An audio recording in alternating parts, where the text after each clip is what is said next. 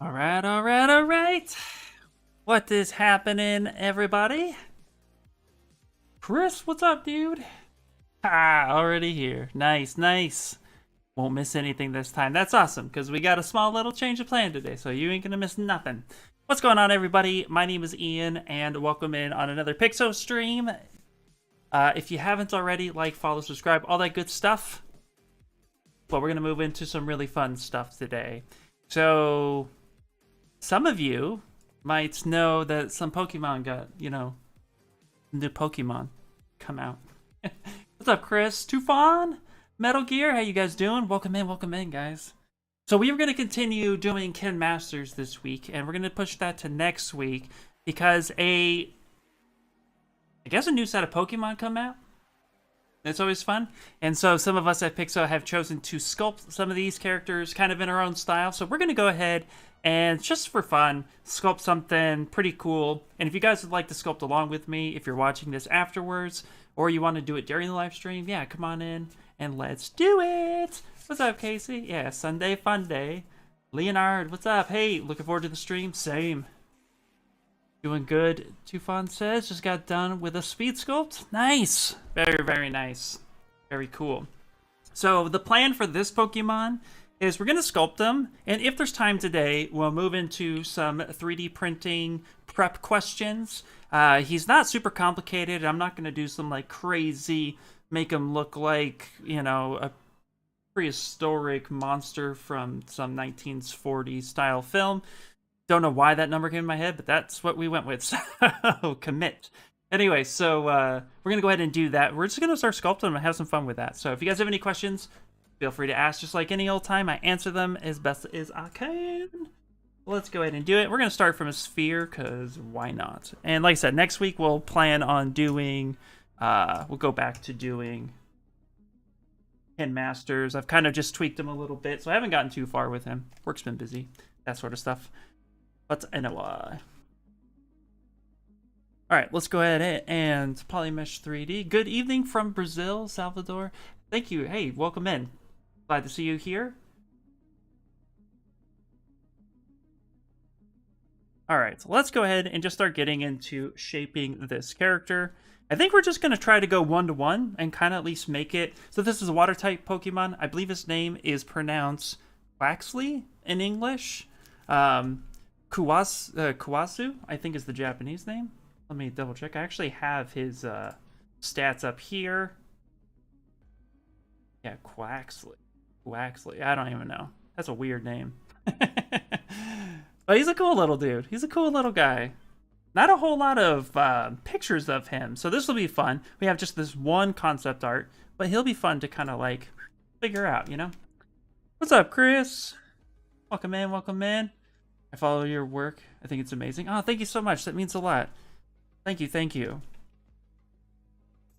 Alright, let's go ahead and just start getting in.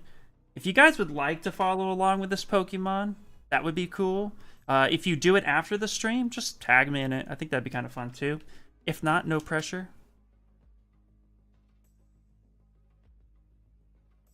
Just some dudes being guys, dudes, gals. We're being peeps. We're being dudes. And now you're thinking, he's weird. Alright. So I like the sculpt with the wireframe on in the beginning, because it helps me figure out how much I distort everything. But we're going to go with a simple blockout shape, and then we'll move in from there. He's a pretty fun, simple character, so this won't be too crazy, I say, as, make it all how bizarre. Also, last week we had a little bit of issue with the music. So if you guys can't hear the music, or it's too loud, let me know. I kind of readjusted some stuff, so hopefully it's pretty good. Okay.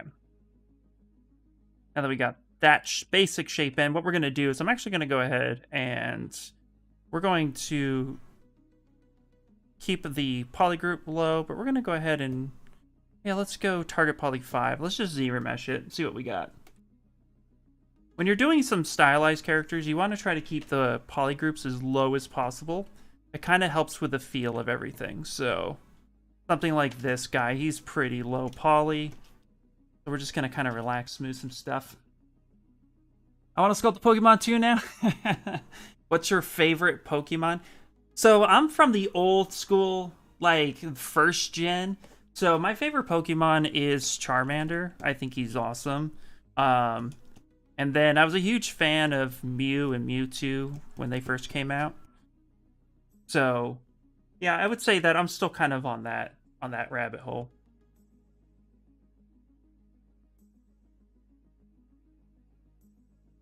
What about you guys? Favorite Pokemon? You don't hear any music at all? Okay, great. Well, that's good to know. I guess I could crank it up a little bit. Let's go up a bit. Last week, the music was not set to like YouTube safe for some reason. I guess my YouTube account got disconnected because I go through Pretzel Rock. So we'll go ahead and we'll kind of up it a bit, and then you guys can tell me. I always think a little bit of music is nice in the background. Nothing too overpowering.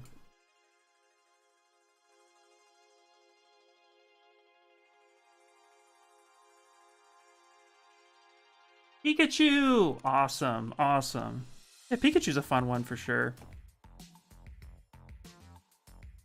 Okay, we're going to use the Move Infinity brush. So this is going to help me kind of, you know, he's a duck, right? So we can kind of just make a little duck body. We'll use the Move Infinity, even though we are going with symmetry on. It's really cool to just kind of use for profile shaping, use Move Infinity. It's a really great brush to just kind of get that action going.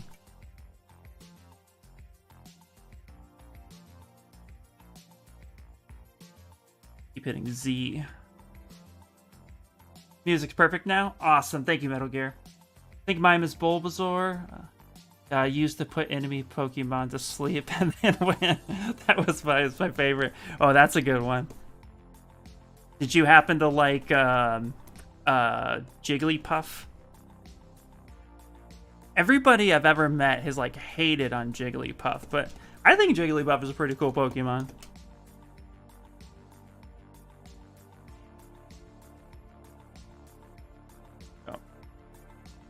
So we're just going to do the basic thing where we're just shaping and getting our base block out. Let's go ahead and just save this right now. So we'll just call this Quaxly. I don't know why. I feel like I'm saying that name wrong.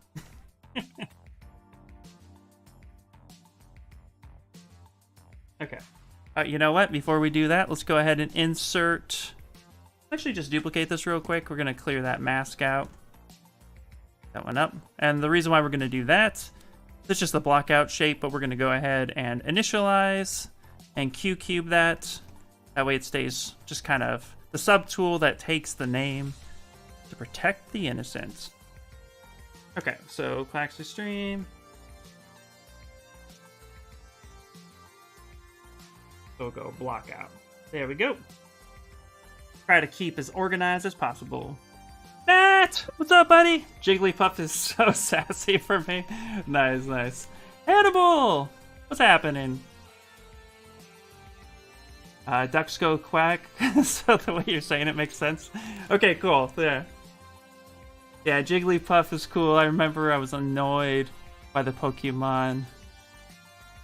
Alakadabra. Yes. Oh my god. Yeah, not my favorite Pokemon. Something I forgot the name used. Used to teleport away, and catching it would be so hard. It would be. Oh my gosh, yeah. We're working on B's tombstone. Man, oh man, he must be upset.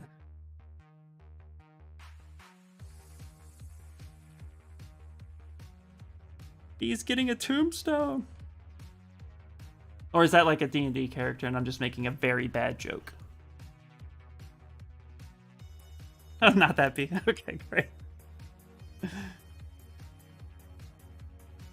Okay, so we're going to go ahead and rename this. We're going to call this head. And we'll call this body. Actually, you know what? Let's do the right thing. Quaxly body. Rename this. Quaxly head. Just like that. Right? And then let's actually insert a sphere. We'll make it really duck-like or beak-like. There we go. There we go. Rubber ducky. And we're done for the day. Thank you guys for stopping by. Is that a hat or hair? I think it's supposed to be hair made of water. He's a water type. So, and it kind of looks like a weird teardrop. I think it's supposed to be hair. So my interpretation is that it will be water. So maybe in the render, we'll just kind of make it like an ocean on his head, which could probably look really bad, but it's okay. It's our little, it's our world. We can do what we want. Nobody could tell us different. So we're gonna do a fun little trick where we take the transpose tool. We're gonna make sure that the focal shift is at 0, so we can kind of hold Alt and grab that white circle and do a little arch bending, just like that. Hit Y again, put the transpose back. Go. Now we can shape his beak in the correct manner. Coin, coin. Coin, coin.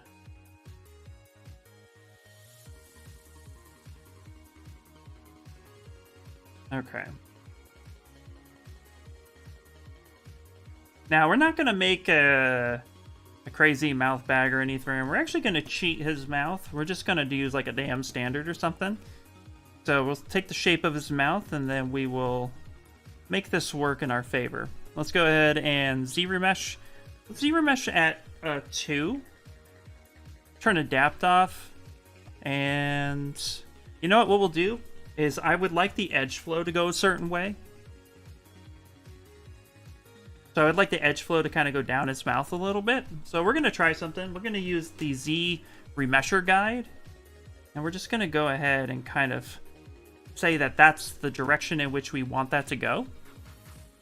And we're going to go to Geometry, ZBrush, and we're going to up the curve strength a little bit. That's so that the curve that we drew for the ZBrush guide is actually going to follow that curve when we do the ZBrush. And then let's go ahead and hit ZBrush. There we go. So you can see here was it before as the edge loops are going down. Now here it is afterwards where we have a little bit of edge loop control. So that now told us it's going to go that way, which will just give us just a little bit better of a controllable shape. And if you would like to repeat that process, we can do the same thing. Go back to ZBrush guide. Let's actually make it a little lower. Say I want this to go like this. Go ahead and let's go by half. There we go. That's a little bit better. B, what's up, dude? I got limited time, so I'm still in the process of the move. Just wanted to say, what's up, dude? Have a great stream. Good to catch you guys tomorrow. Awesome. Thank you so much, Viva, for stopping by. I know you've been crazy with your move, man, so I appreciate it, man. Right.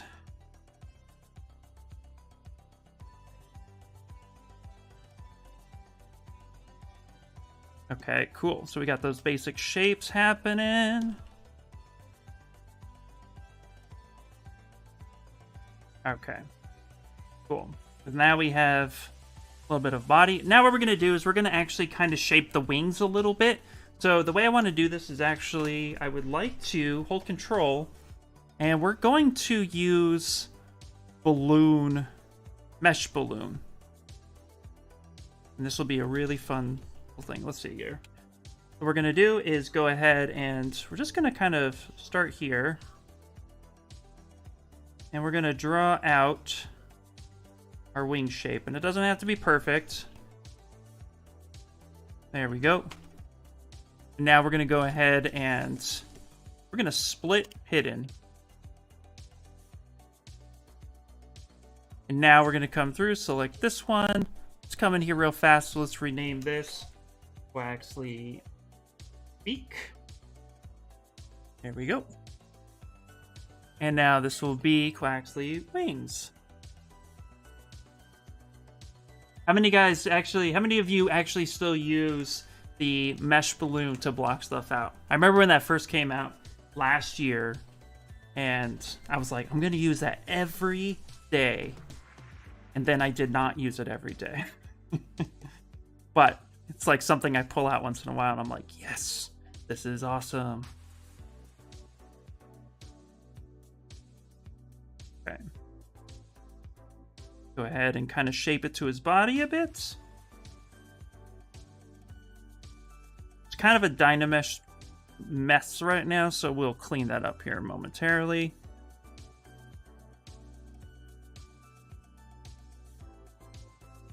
Just get that nice basic shape. I'm not quite sure right now if I want to take this super stylized or if I want to actually take it a little bit more. I think we're going to do like a 1-to-1, so we'll probably keep it stylized. Something just fun. Okay. So let's go ahead and ZBrush it then. Just answered my own question, so yay. And let's do target group of like a 3. Dynamesh. Mess, my favorite. Right? Fun. Alright. And see, we have the same thing here where the mesh is kind of going a little crazy, and I don't like that kind of crunchiness. So we're going to come in here with the ZBrush guide, and we're just going to say that's the direction we want that to go. And we're going to turn this on at half. Let's go back to geometry, and we'll turn that curve strength up a little bit. Now, that curve strength is at 50% typically, so that's not enough sometimes to control and make sure that that curve takes priority. So cranking it up a little bit, you know, like 60-ish, then when we hit this, it's actually going to do a lot better job making sure that that edge flow flows in that direction. So very useful tool. I do find that when you use ZBrusher guides, you want to do it on a somewhat clean topology, not Dynamesh. It doesn't always seem to work as well on the Dynamesh side as it would if you had some sort of mesh. So just a quick ZBrush at a decent size and then use that to draw out the way you want that edge loop to go, or the edge flow to go, will help out a lot. And if we back this up too, what we can do is we could put in like multiple loops as well. We could turn lazy mouse on, get a nice clean line. Say we want that like that, and we want that one like that. So then we can have 2 curves at that point. And that will, you see, that really just did a good job looping that the way we wanted it. It's perfect. So we'll keep it like that. Now this needs to be more at like his shoulder, so we'll back that up a bit. There we go. And now let's move on to his feet. Again, we're still in the blockout stage. This character will be a little bit easier to block out, which will be nice. Let's take some cylinders. Ooh.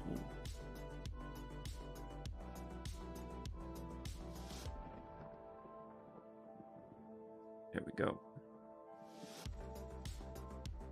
Kind of stretch that a bit. Now, if we want him to stand, if we want to 3D print him, then we're going to go ahead and kind of ensure that the legs are a little bit thicker than what we have in the concept to hold the weight of his body, which would be cool. And then let's go ahead and mirror and weld. Turn on symmetry. And then we're going to open up his body here. And we're going to make sure that we hold down where his legs would extend down, or his fur would extend down to his legs.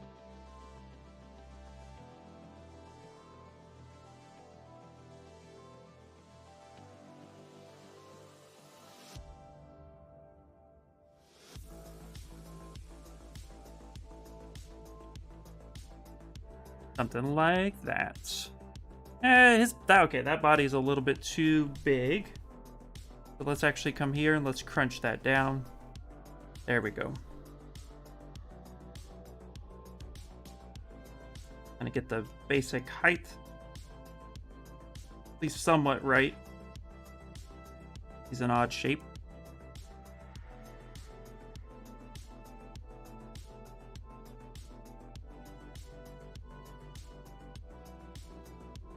I'm gonna see if we could find a little bit more reference for him. I didn't really see too much, but it doesn't mean it doesn't exist.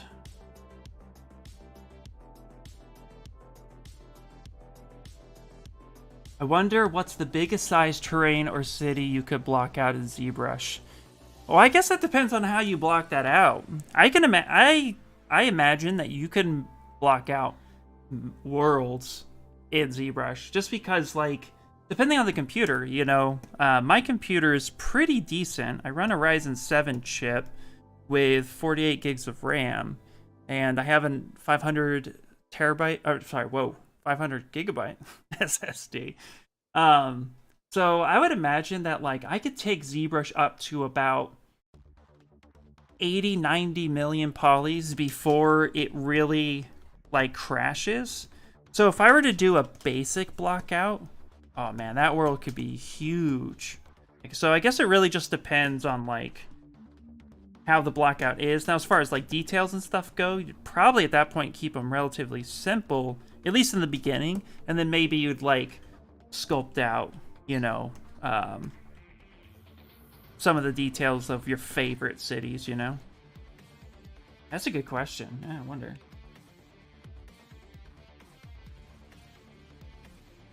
Imagine we create, like... Oh, man. I mean, you could get pretty big in Minecraft, right? So, imagine it could be pretty massive. I'm all sitting here wondering. Have you tried? Because that would be hilarious. Fascinating. Okay. Let's get his feet in there so we have a little bit more proportion to deal with. Now with his feet, check this out. His duck feet, instead of taking a sphere, squishing it, and trying to manipulate that to be what it is, it looks like it's pretty much just like a paddle. His flippers don't seem too complex in design. It's more like just kind of a weird little shape. So let's actually get... let's actually bring in something like a plane, right? And we'll use this plane, and we'll come in with project mesh, or mesh project. And then we're just going to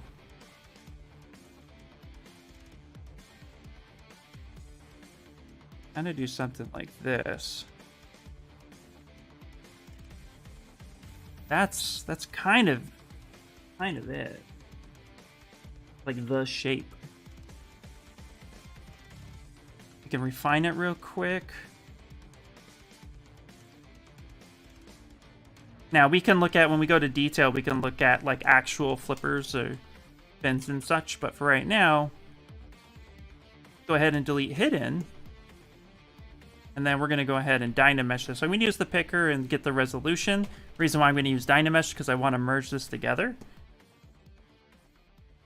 Keep it low poly. Smooth that a little bit. Go. Okay. Now we got a little flipper.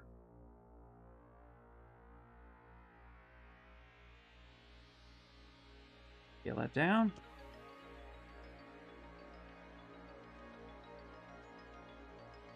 Gonna rotate that a bit that way.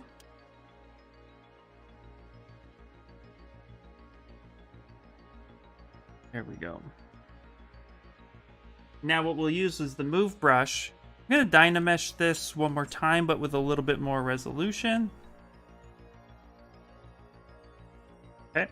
And then what we're going to do is we're actually going to use brush. We're going to go auto masking, backface mask. We're going to end up pulling this flipper up just a little bit so we don't ruin the bottom side. There we go. We Dynamesh that. Keep it all one group. There we go. And now what we're going to do is we're actually going to use slice curve. And I'm going to cut right in the middle. Right about there. To get two poly groups. So this way I can help control the edge loop a little bit. And then I'm going to go ahead, keep groups, turn off adapt. We'll put it at about 10 target polys, and ZBrush. And we'll keep groups, and that will help kind of keep the edge flow a little bit consistent. And then we'll use ZBrush guide. Kind of come through. Say, like, I want the edge flow to go that way.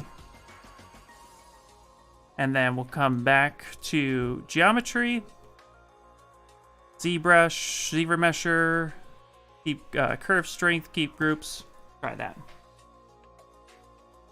I'm using 32 gigs of RAM and a few terabytes with memory for TB. Yeah, but I like organic terrains more than block and out cities, right? Yeah.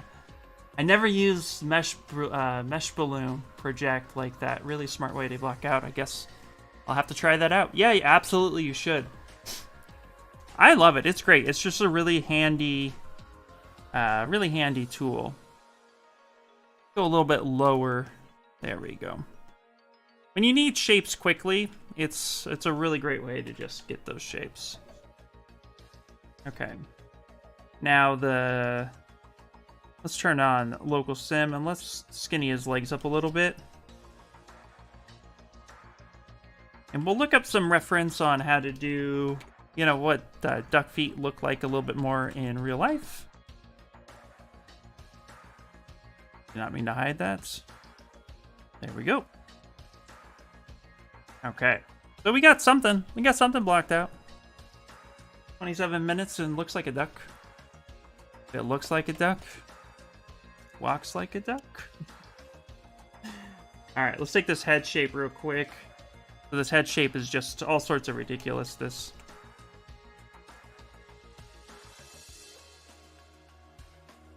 Turn off RGB. And let's go to brush, back face, turn that back off. Let's reshape that head a little bit.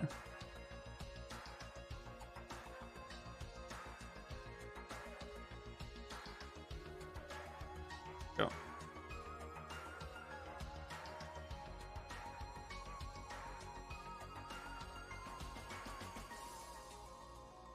Okay. Go.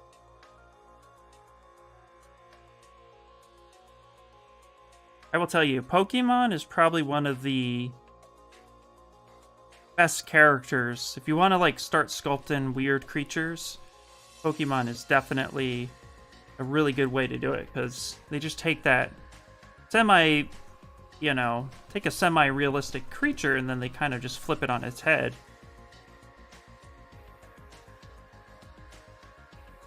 Although I think this is the first Pokemon I've ever sculpted. I was thinking, like, I sculpted Kirby before. I've never sculpted a Pokemon. So that's cool. Check something real quick.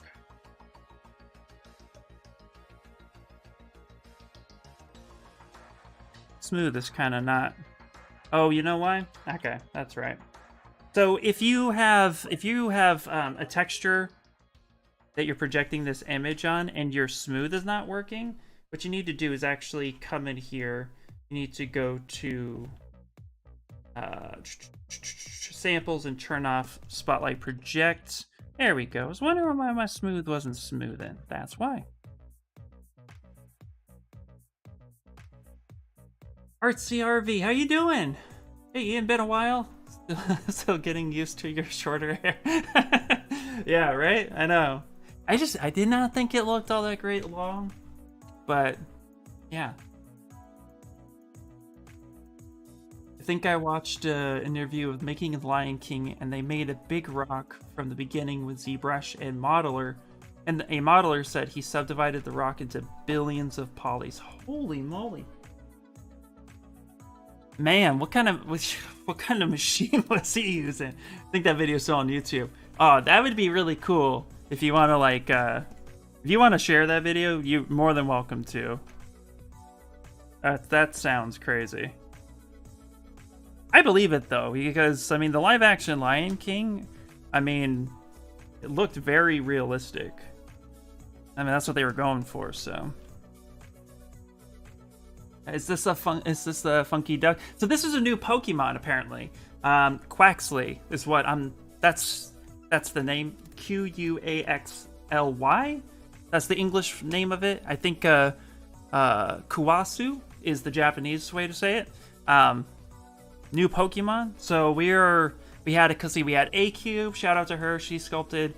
There's 3 new ones. She sculpted one, and then Oscar from Pixelogic also the other day sculpted the second one, and it was really cool seeing them do it in their style. Since I follow more concept art, I figure what we'll do is we'll kind of take our own little spin on it a bit, but we're kind of just following the concept and just sculpting something cute. I like these characters like this. I love them being really cute, so I thought this would be kind of fun. He also looks like he has some attitude too. Like, looks like his hands are like weighing out on a hip. so we're definitely hitting up some really fun shapes today. So we're just kind of in the blackout stage, nothing too crazy yet. We're gonna search real quick on Google. I searched already, but I didn't see a whole lot of different images, so I'm kind of gonna make up our own little stuff. I want to see if we could see what his tail looks like, because we're just gonna end up giving him some feathers in the back. But yeah, looks like water for hair, if I had to guess. Who knows, man? Something fun. So he's not a funky duck. Nope, he's not a funky duck. But he is a duck.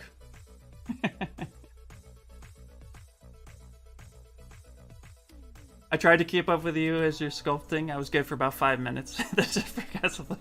Don't worry, I'm gonna solve it. Don't even worry. Let's see here. About feet for now. Found the video. It's actually a long video from the ZBrush channel. Oh, cool. Nice. Very nice.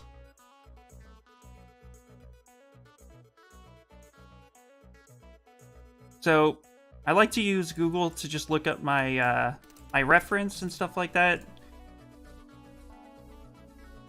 This is the Pokemon. Looks like some very interesting shapes going on. Let's see here. Where's my pure ref? There's my pure ref. Let's go ahead and drag that over there. It's like a very simplistic Pokemon. Oh, here's a couple more images. Oh, these are cool. Okay, cool. So we can have a little bit more information to take that style, which is fun. I really like that. Oh, this is adorable. But we'll move on. Gotta sculpt them all. Gotta sculpt them all. Here, don't tell anybody I don't sing. Oh, that's awesome. Yeah, share the video. If you have trouble sharing the video there for whatever reason, I have a Discord if you guys are interested in hanging out with a bunch of artists, or even just having a little bit of, you know, need help with any type of feedback, or just want to hang out with good peeps. Go right in, check that out.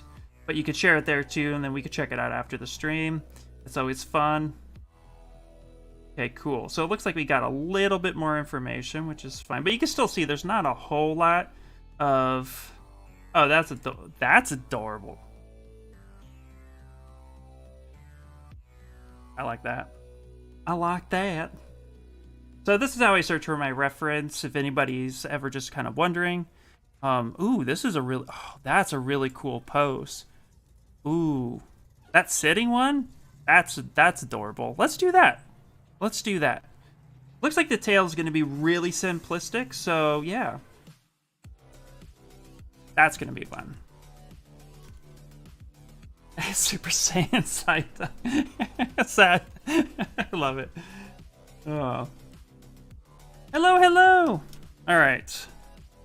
Okay, so what we're going to do with this move brush is... So the tail seems pretty simplistic, so we're actually going to go ahead and we're going to turn AccuCurve. That is up at Brush Curve, AccuCurve.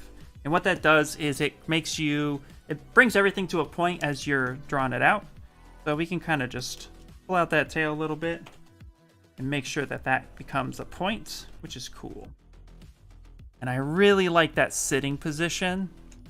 That's fun. I really like that. So once we block out the character the rest of the way, then we'll go ahead and do that. What's really interesting is this little hair loop right up here. So we'll get something like that soon. Actually, just kind of block the hair out now.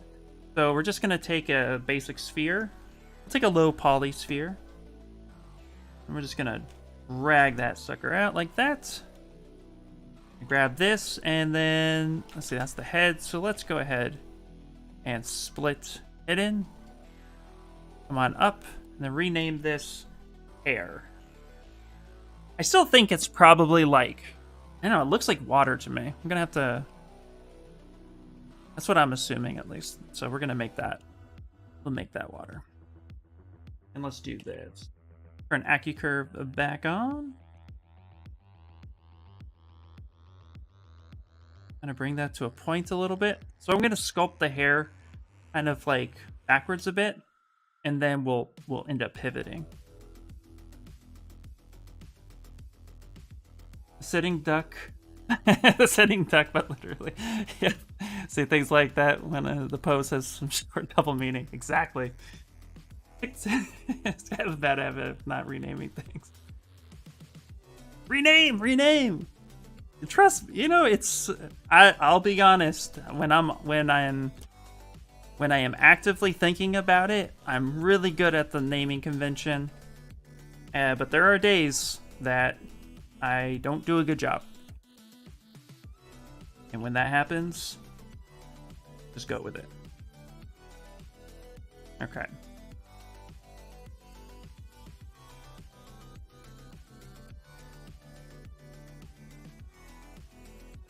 Okay, so let's go ahead and blow this up a little bit. The hair is just crazy, so we're just gonna kind of move this around.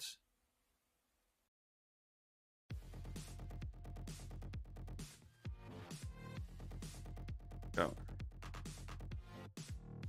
So like any good animation, the hair looks like it does its own thing depending on what angle you end up looking at him. So, but it looks like it defaults points to the screen right, or my right, his left. Yeah, his left.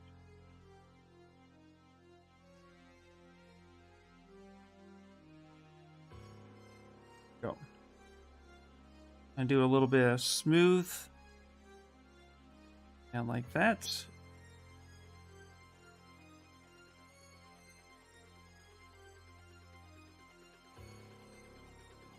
Go.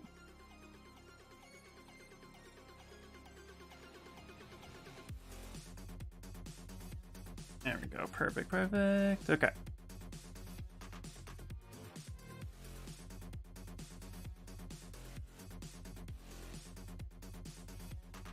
There we go.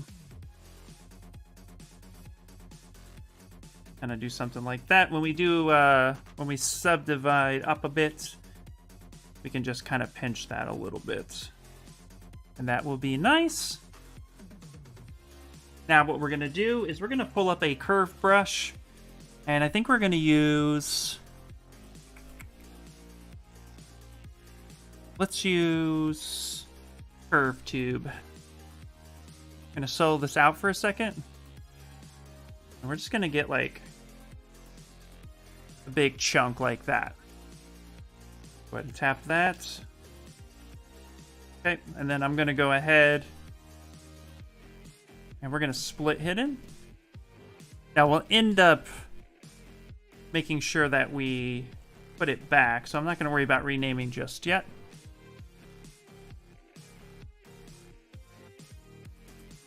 Let's scale this up a little bit.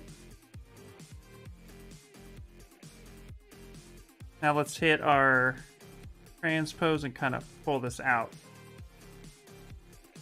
There we go. Get our move brush back.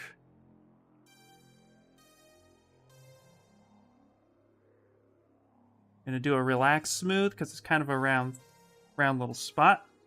That's actually why I picked the two, because of the geometry. Once you smooth it, it kind of rounds everything out, which is... Push that in there, and then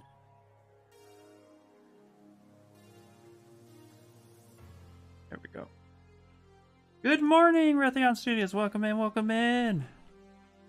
Always amazing to have you here. Okay.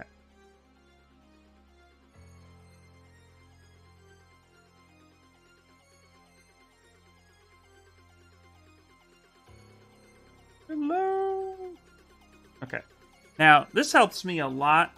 So, a lot of times it's good, just even when you're blocking stuff out, to give it color, because our brain, the way, at least the way mine works, we're always trying to compare a one-to-one scenario. So it helps us kind of see what's happening. And when things are in black and white, you know, or gray in this case, a lot of times you're not really going to, you know, see a lot of the detail that could be there. And while you can hide things in color, it can also help you gain the shapes you need just by, you know, comparing this shape to that shape. So what we're going to do right now is I'm just going to go ahead and, because this is an image within ZBrush, I'm going to just hit Z to bring that spotlight up, and then I'm going to actually start grabbing the color. And it's kind of like an off-white here, so come here, start filling color. Make sure RGB is selected. Is also right up there. And we're going to start just kind of coloring the parts that need to be colored. And then grab that right there. Select this. Fill color. So this just helps me sometimes. Switch, come back in here.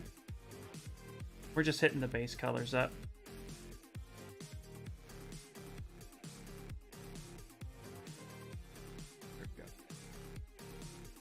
Fill. And looks like his feetsies are the same.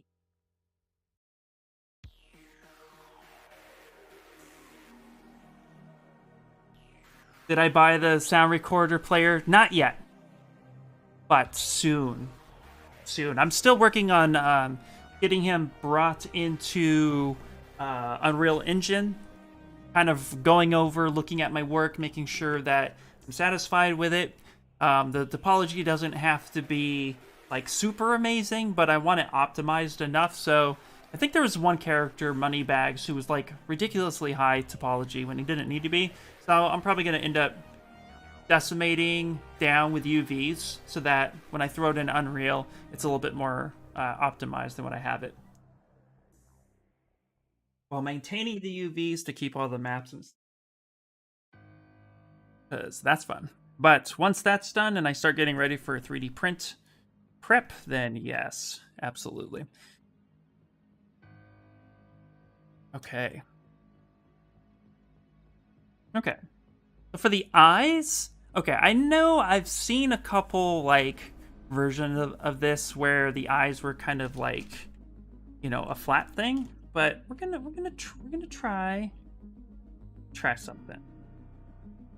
I'm gonna try eyeballs. Why not? Why not? We could probably texture this thing later to make it look really crazy. Well, let's try eyeballs. So, oh, we need to finish the hair. Jeez, I'm all over the place. No! There we go. Okay, let's finish the hair first. Before I get too ahead of myself. Yes. I'm going to go ahead and I'm actually going to hold control and duplicate this, kind of scale this down, because he has like a little second spot right here. Put that down a little bit more, like such.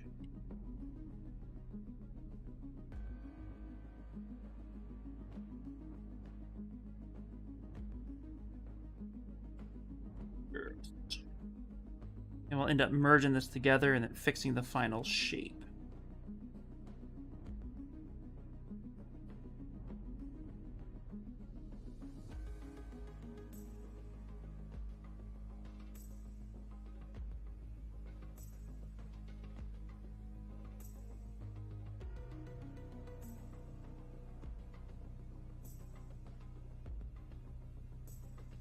Okay.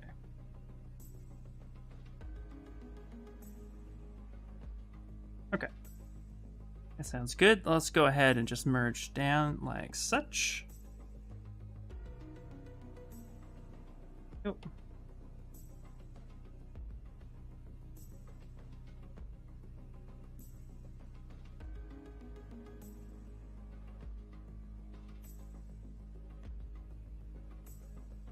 Yeah.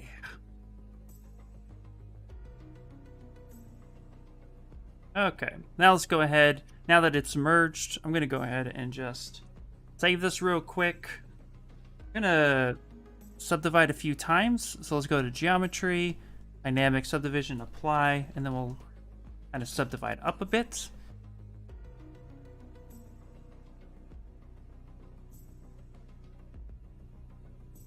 And what I'm going to do is actually just kind of merge the shape together. And Dynamesh it, so we're going to delete lower. Let's go ahead and Dynamesh it together, and then we'll clean it up.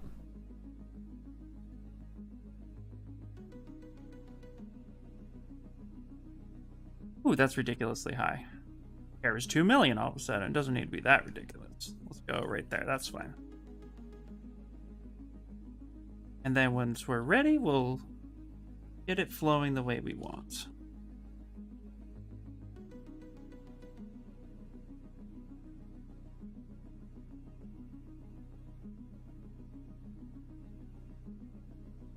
Go.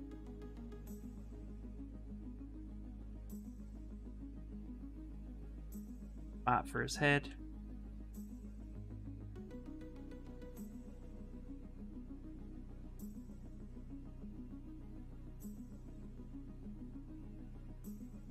Actually take the damn standard, and I'm just gonna kind of carve underneath that spot for a second.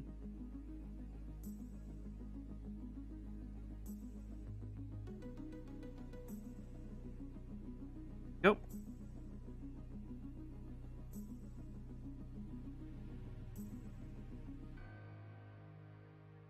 Now just making that hairline the way we want it.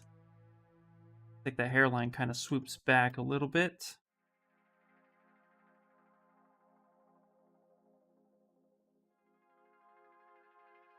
Almost like a Johnny Bravo. That would be fun. A little mashup. Okay, let's go ahead and take like a clay fill. Kind of just. Hey, what's up, Brock Rock? So this is I believe a new Pokemon called Quaxly. And a couple other sculptors, A-Cube and Oscar, have done 2 out of the 3 new Pokemon.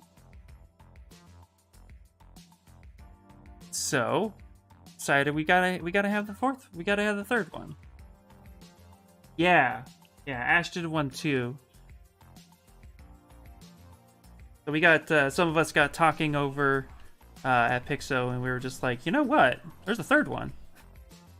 Who wants to sculpt it? And I was like, I do. I'll sculpt it.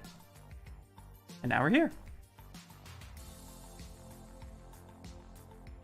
And we're kind of going a little bit more like towards the concept. A little bit more.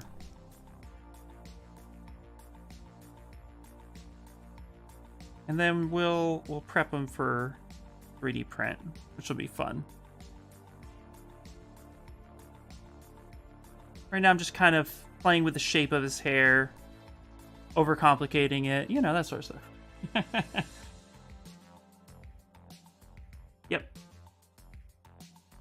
Yep. What's up, Ryan? What's up, dude? Hello. Okay, I wanted to try eyeballs. Even, like, his eyes look very, very flat. There's, like, almost no depth to them. But I wanted to try eyeballs.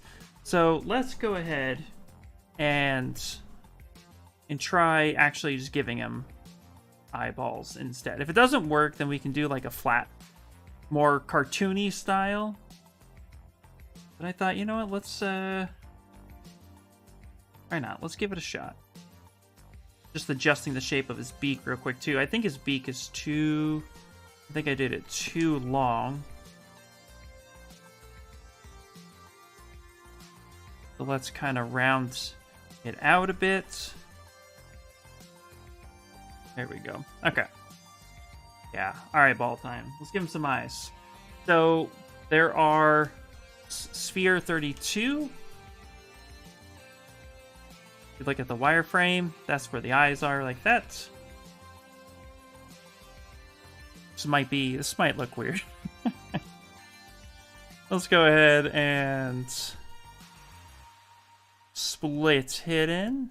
There we go. Go eyes here. Oops, getting all sorts of buttons today. Go fill color object. Let's go rename. Say eyes.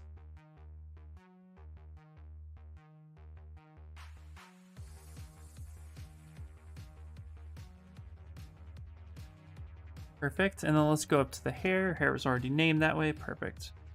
So we might just end up keeping it flat because I'm already thinking this looks a little weird.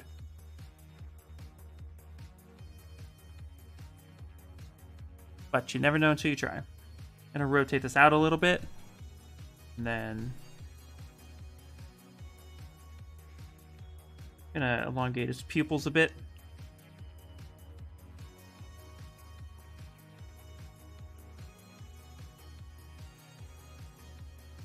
Perfect.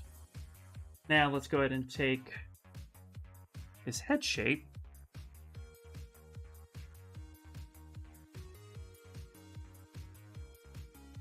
Start making a nice socket. Cheeks. Yep.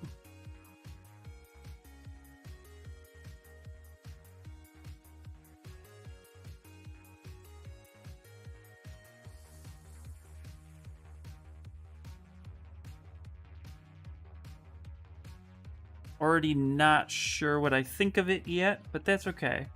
Best part about, you know, character design is you just kind of play with the shapes that you think are going to work. Try something new, and then worst case scenario is that it just doesn't work out for you. I have the beak shape wrong, so let's correct that. The beak shape is more rounded.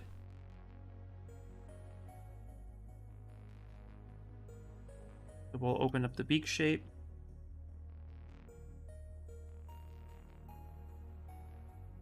Go ahead and lower the smooth intensity just a bit. Go.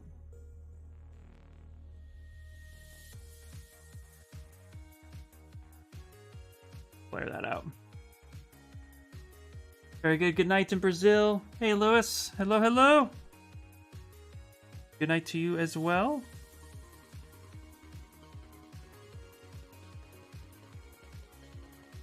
Okay. I think what we're going to do real quick is I'm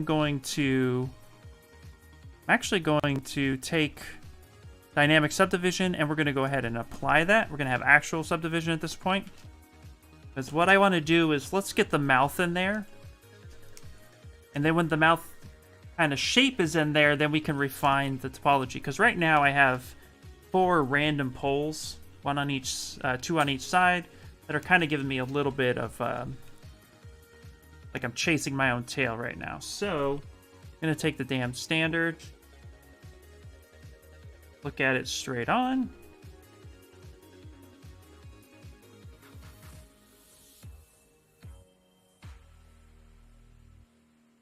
I'm going to hit 1 a couple times, kind of carve that mouth in there. A lot of times when the topology itself is not really all that great, you'll get a lot of just little artifacting like that. So I'm gonna add in where that mouth would be, like such.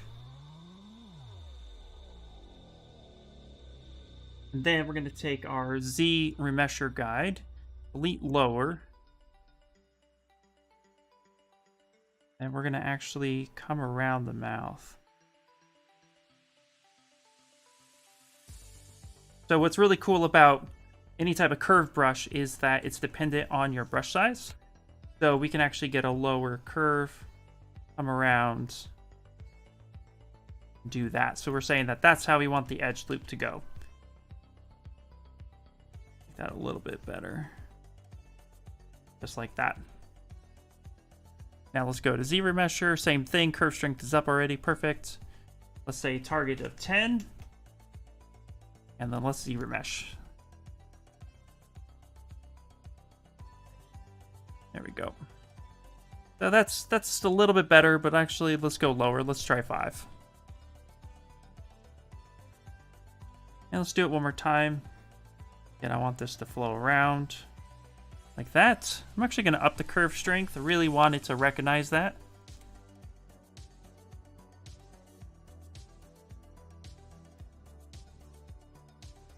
Go. A little bit better. Have the color, so let's go ahead and fill that. Yeah, there you go.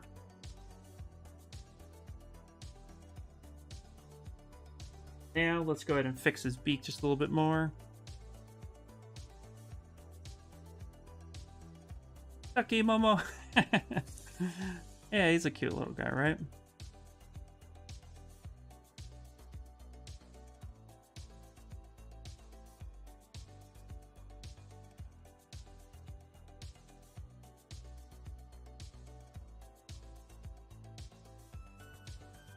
Oh, yeah, that's a bit better. Okay, so I'm kind of just looking at this block out now and thinking, where do I want to take it from here? Because we have the basic shapes and stuff in, but he's still not really there yet. There's still a lot more to do. So we have a pose in mind, which is neat. So we can start posing him now and redefine later, but I also want to fix some shapes. Now, I'm not really feeling his eyes just yet, but we haven't colored them either. So a lot of times I would like to play around just a bit and kind of see where things might be and what I want to actually do to refine. If it's not working, it's okay to kind of drop it and then pivot. So I'm prepped to pivot, but for right now, I think we're going to go ahead and just kind of keep his eyes as sockets and see if that works. Worst case scenario is it doesn't, and then we just move on. So let's go ahead. I think we should kind of pose. I think that might help bring the character to life a little bit. And what's cool is, sure, you guys can see this, in this pose, we actually see a little bit more refinement in his feet, and that's awesome. Can't really see that from here, so we get to refine his feet a little bit more and make it look in just a little bit more like Quaxly. Let's go ahead and start that process. I'm going to take the move infinite. Go BMN.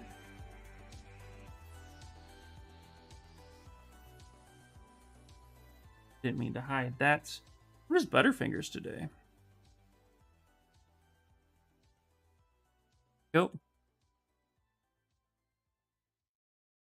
We can take the standard brush, and we're actually going to give him like a small bit of bone structure. Shift.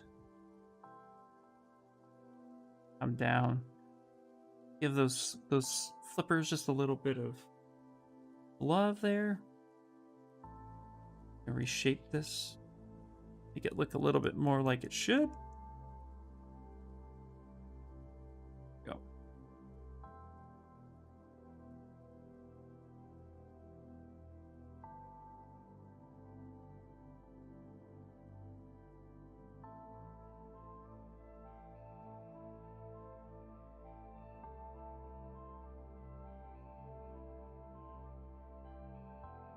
Yeah, I think we should move into posing him because I think that's going to bring him to life a little bit better. So let's start that. So I'm going to save this as blockout 1, and then we're going to move into blockout 2, where we're going to start kind of doing some asymmetrical sculpting. Posing that around, it'll be good. Ian, what is the keyboard shortcut for the action of passing the brush once and not having to pass it again? Through this command, the action that the brush did not repeat and reinforce this command. I think you're thinking of the keyboard shortcut 1.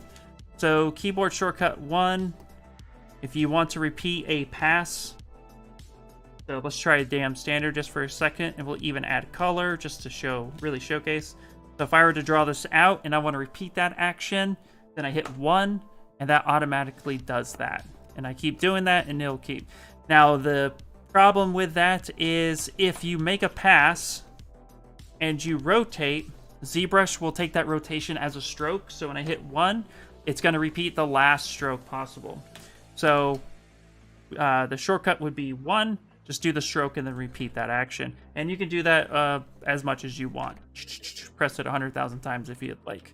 Now, if you want to actually do multiple passes or like multiple strokes, because you want the same depth equally, and you don't want to count one a bunch of times, then what you could do is actually use come up to stroke, and then you have adjust last. You have replay last is always cool. So we can actually mark this time here, something like this.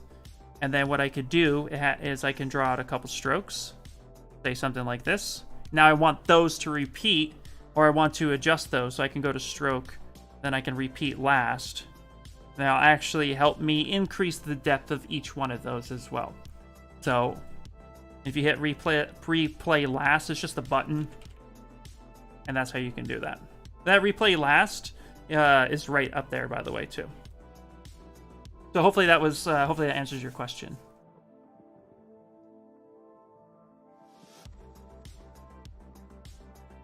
Okay, let's actually get his feet. We can actually change his feet a little bit more now that we know that where he's going to be sitting. Let's actually correct that. Yeah, not a problem. Great question, by the way.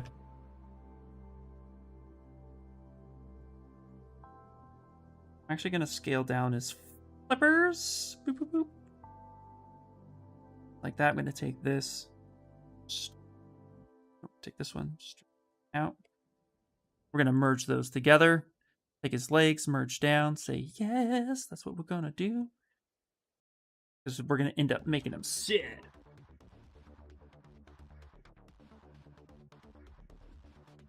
Delete lower. I want to dynamesh this together because I want to merge it together. Like such. And then we're going to take a fill brush, any fill brush. I'm going to start filling this in. Start seeing this stuff come to life a little bit more. Hello! What's up, Blue Reva? How you doing?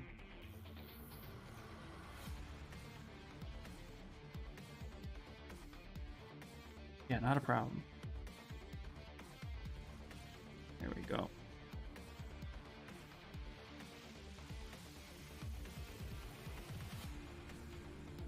Let's smooth that down just a bit.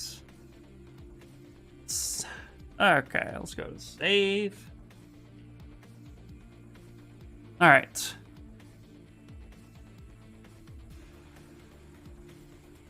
Now what we're going to do is we're going to start kind of posing.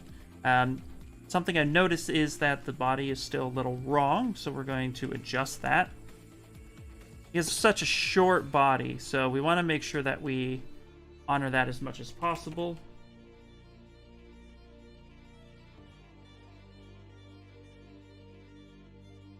I like to try to get all the right shapes and proportions as much as possible before I go into the pose, because if you bring in a bad volume or form, then that could actually kind of lead you down the wrong direction. You know, then you might be wondering, oh, why is this weird? Why is that not working out?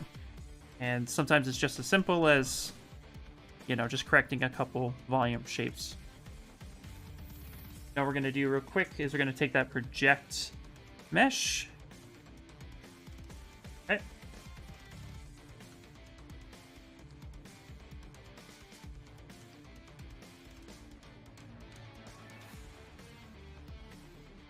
Get this shape in there. Okay. Let's actually split it in. Come in here real quick. Color fill. And go ahead and dynamesh it. Real low like.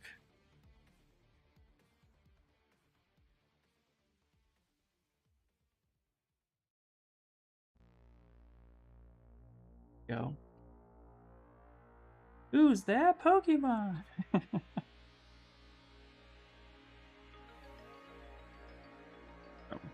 And let's turn AccuCurve back on.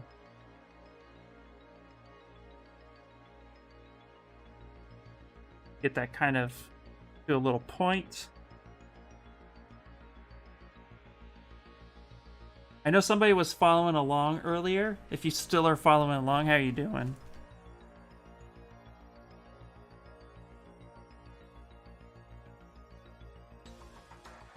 Here we go. Okay. It's Quaxly! Yeah. Hey, the cool gamer guy. How you doing? Okay, so let's go ahead and Dynamesh one more time. Now that that's Dynamesh, let's actually get a ZBrush thing happening here. So again, that ZBrush guide is really helpful. But we're going to go ahead and do a ZBrush at like 9. Get something in there. You still haven't gotten to his feet? That's okay, Leonard. That's okay. Keep going. All right. Yeah, of course. Not a problem.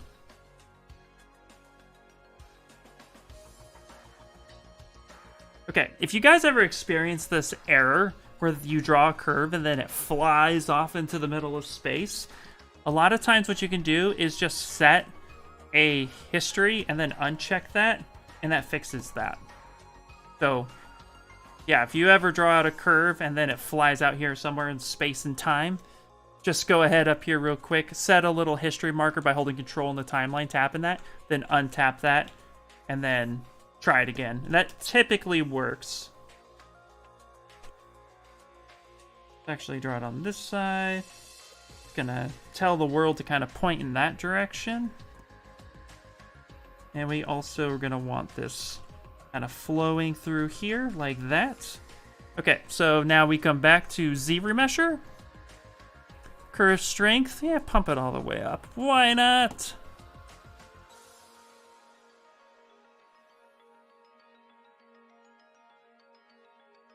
We're just gonna go ahead and go like a really low, perfect. There we go, that's better.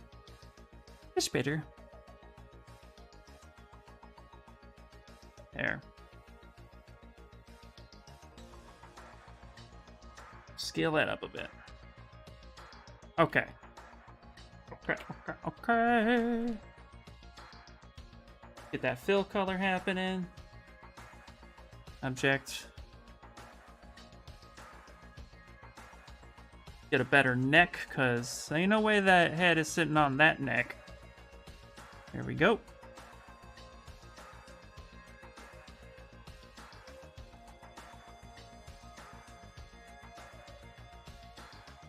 Perfect. Now we're going to take the snake hook real quick.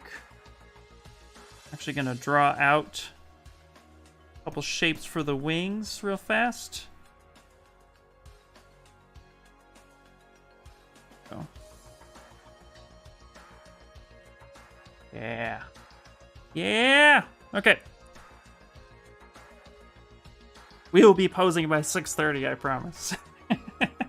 I think I've said that like, what, 5 times now? Like, we're gonna pose. We're gonna pose. And then we don't pose. Alright. Here we go, here we go. Let's go ahead and ZBrush. Keep groups. Now we don't need to keep groups. Let's go 10. Put a little timestamp up there.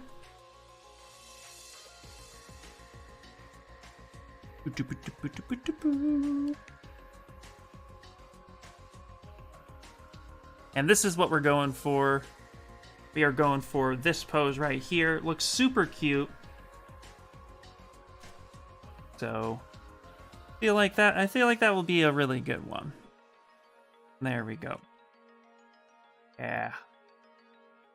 Now what we can do with that timestamp is we can go ahead and project history. Say yep, get that color back. Beautiful. All right.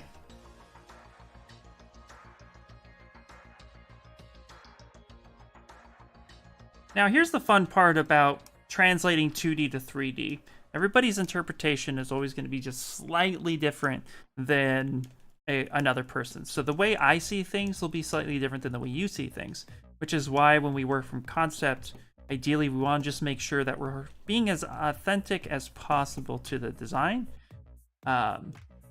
So unless we're going to take it in a direction that's kind of in our own little world, which here we're kind of just staying, like I said, within the realm of its original design, then we want to kind of see how everything is, how the shapes are going from all sides. So if you see me constantly spinning around, it's just because I'm really looking at how the silhouette and the shape and the flow of each piece is looking and trying to correct as much as possible.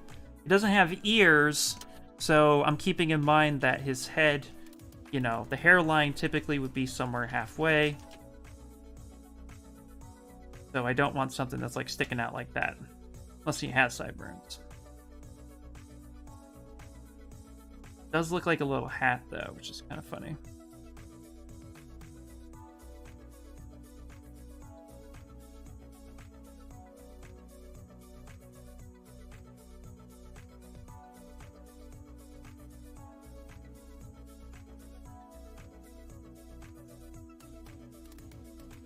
Oh. Let's kind of keep something like that. Okay. That's not too shabby. All right. Let's get to posing here. Save. Come in here. Go pose. 0-1. So we got the base block out. Now let's actually start going to the pose. So the way I like to pose is just go into, especially in ZBrush, I think it's just easier to go straight into transpose, T-pose mesh, and we'll start moving them around as needed. I really want to learn sculpting, but I'm going to wait until I get a drawing tablet. Yeah, drawing tablet is going to be your best friend for sure. I actually know a couple of people who have sculpted with a mouse. I mean, you could start there while you wait for your drawing tablet, but yeah, drawing tablet's just going to be best. Mouse is hard. But if you want, you know, like I said, just you're here, ask any questions, take notes, let me know, and yeah, we'll get you sculpted in no time. What kind of tablet are you looking at? Okay. First things first. Because he is having his wings, let's actually split them up. Let's go up here. Let's put his wings up there for a second. Okay. Here with his feet. We want him sitting. Gonna rotate.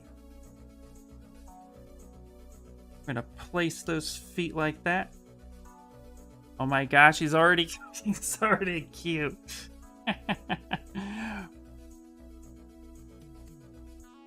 Oh, those are good choices. Those are good choices. Absolutely, yeah. I used a XP pen for a while. Definitely, just any old good starting tablet's perfect.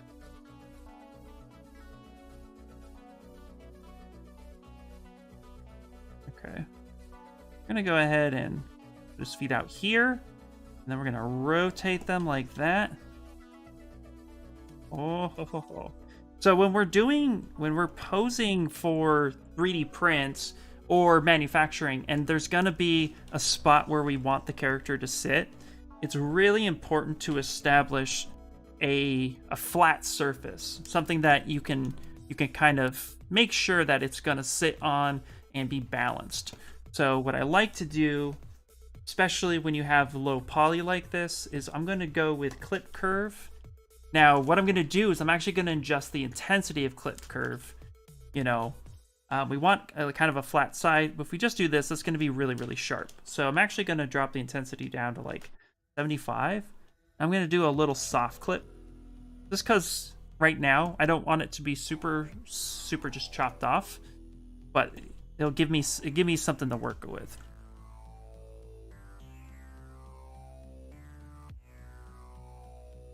Gonna bring this up like that and kind of match that, so that's gonna be balanced. All right, we'll deal with the sculpting portion after which I'm gonna go ahead and select this, invert that.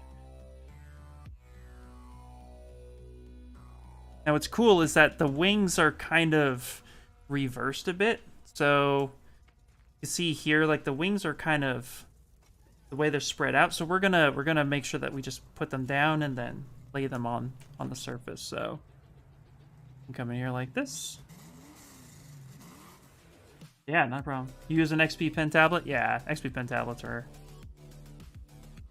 nice just to have a... Nice just to start with a good affordable tablet. Absolutely.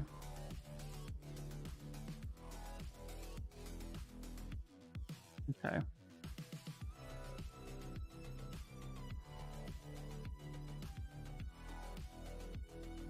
Yep.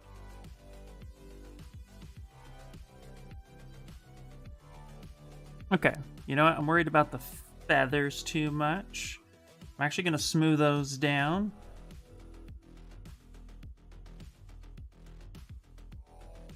Looks like they're kind of just, like, arms bent a little bit. There's a little interesting way of doing that. Just fine. Let's actually get that down here. Let's pivot that up. Use the move brush.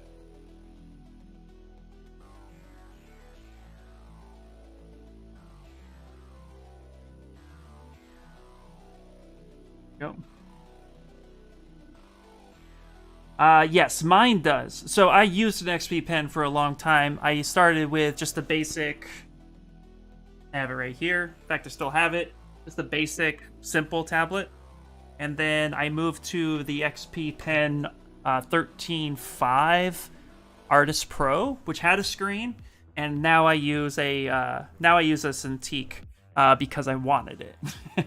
And I tell people that because it was legitimately like, I just wanted it. So that's why I got it. It was not in any way, like I have big hands, so it fits for me, but they're outside of the desire and maybe a tax write-off. There wasn't really a need to buy it, you know? So I always like, I just let people know that like, the Wacom tablets, if you want it, you know, then yeah, get it. But it doesn't really, you know, like the tablet doesn't make the artist makes the tablet. As cheesy as that probably sounds, that's what we're doing. Hey, you know what? I kind of like it with eye sockets. So we're going to keep that eye sockets. I think that's actually going to work out pretty well. There we go.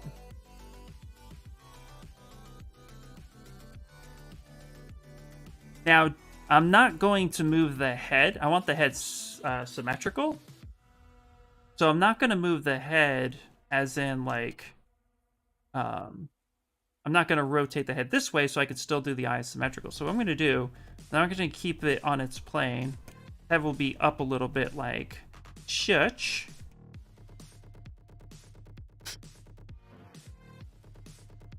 Yeah. Yeah, Cintiqs are great. I enjoy them. They're comfortable. Yeah. There we go. So I'm going to move that up like this, right? Pull that back. And then I'm going to actually rotate the body here. Slightly off center. I'd rather sculpt the wings asymmetrically than anything else. Actually, before we do that, let's make sure we get the arm movement right. Oh, you know what? Okay. I see you now.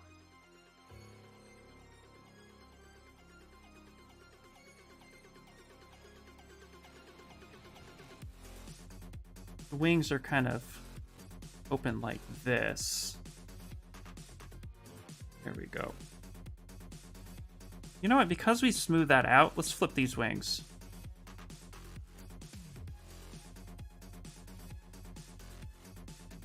Yeah, here we go.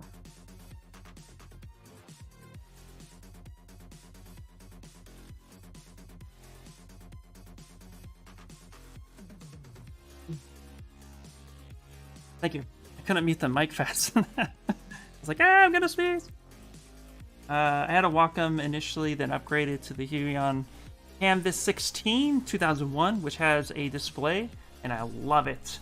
I also use a Razer Arturus and program my ZBrush hotkeys to it. Oh, that's awesome. Distance, that's really cool. That's a great setup.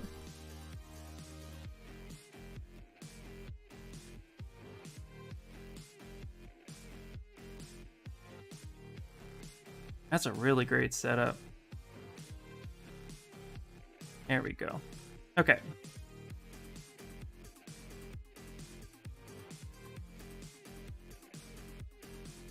Kind of bring those wings in a little bit.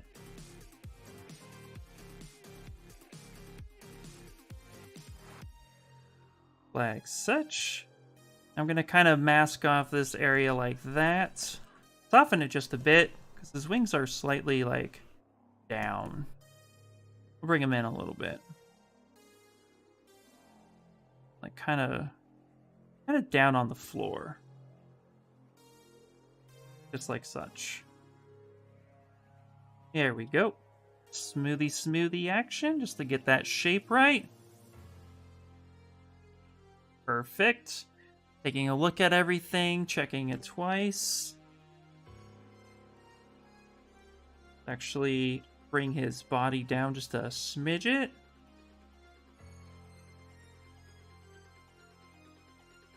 Yes.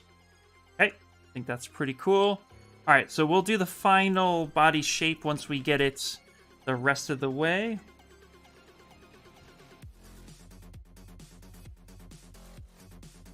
Black smooth there. Okay, cool. Let's go ahead and send it back before we lose too much. So Z plugin, T-pose, sub T, which sends everything right back to the way we had it in 2 seconds flat, like it was nothing. Let's go ahead and save. And we have, now I'm going to put this at pose 2. Even though we just saved the base version and the version previous is essentially the same, I just like knowing where changes occur, so I preemptively do all that. Let me get some water.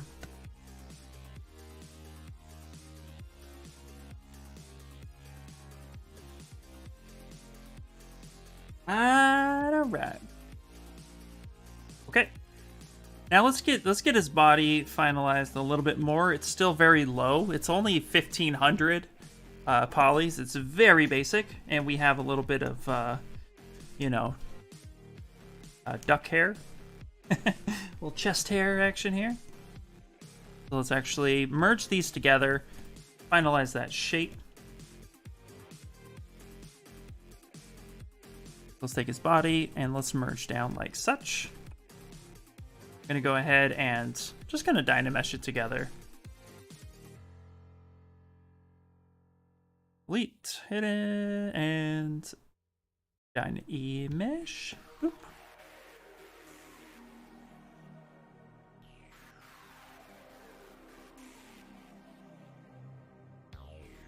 Ooh, if the head is off center, but you want to sculpt in symmetry and stager, how do you do it? Never got stager to work. Hannibal, great question. Let me save this real quick, and let's actually do a little bit.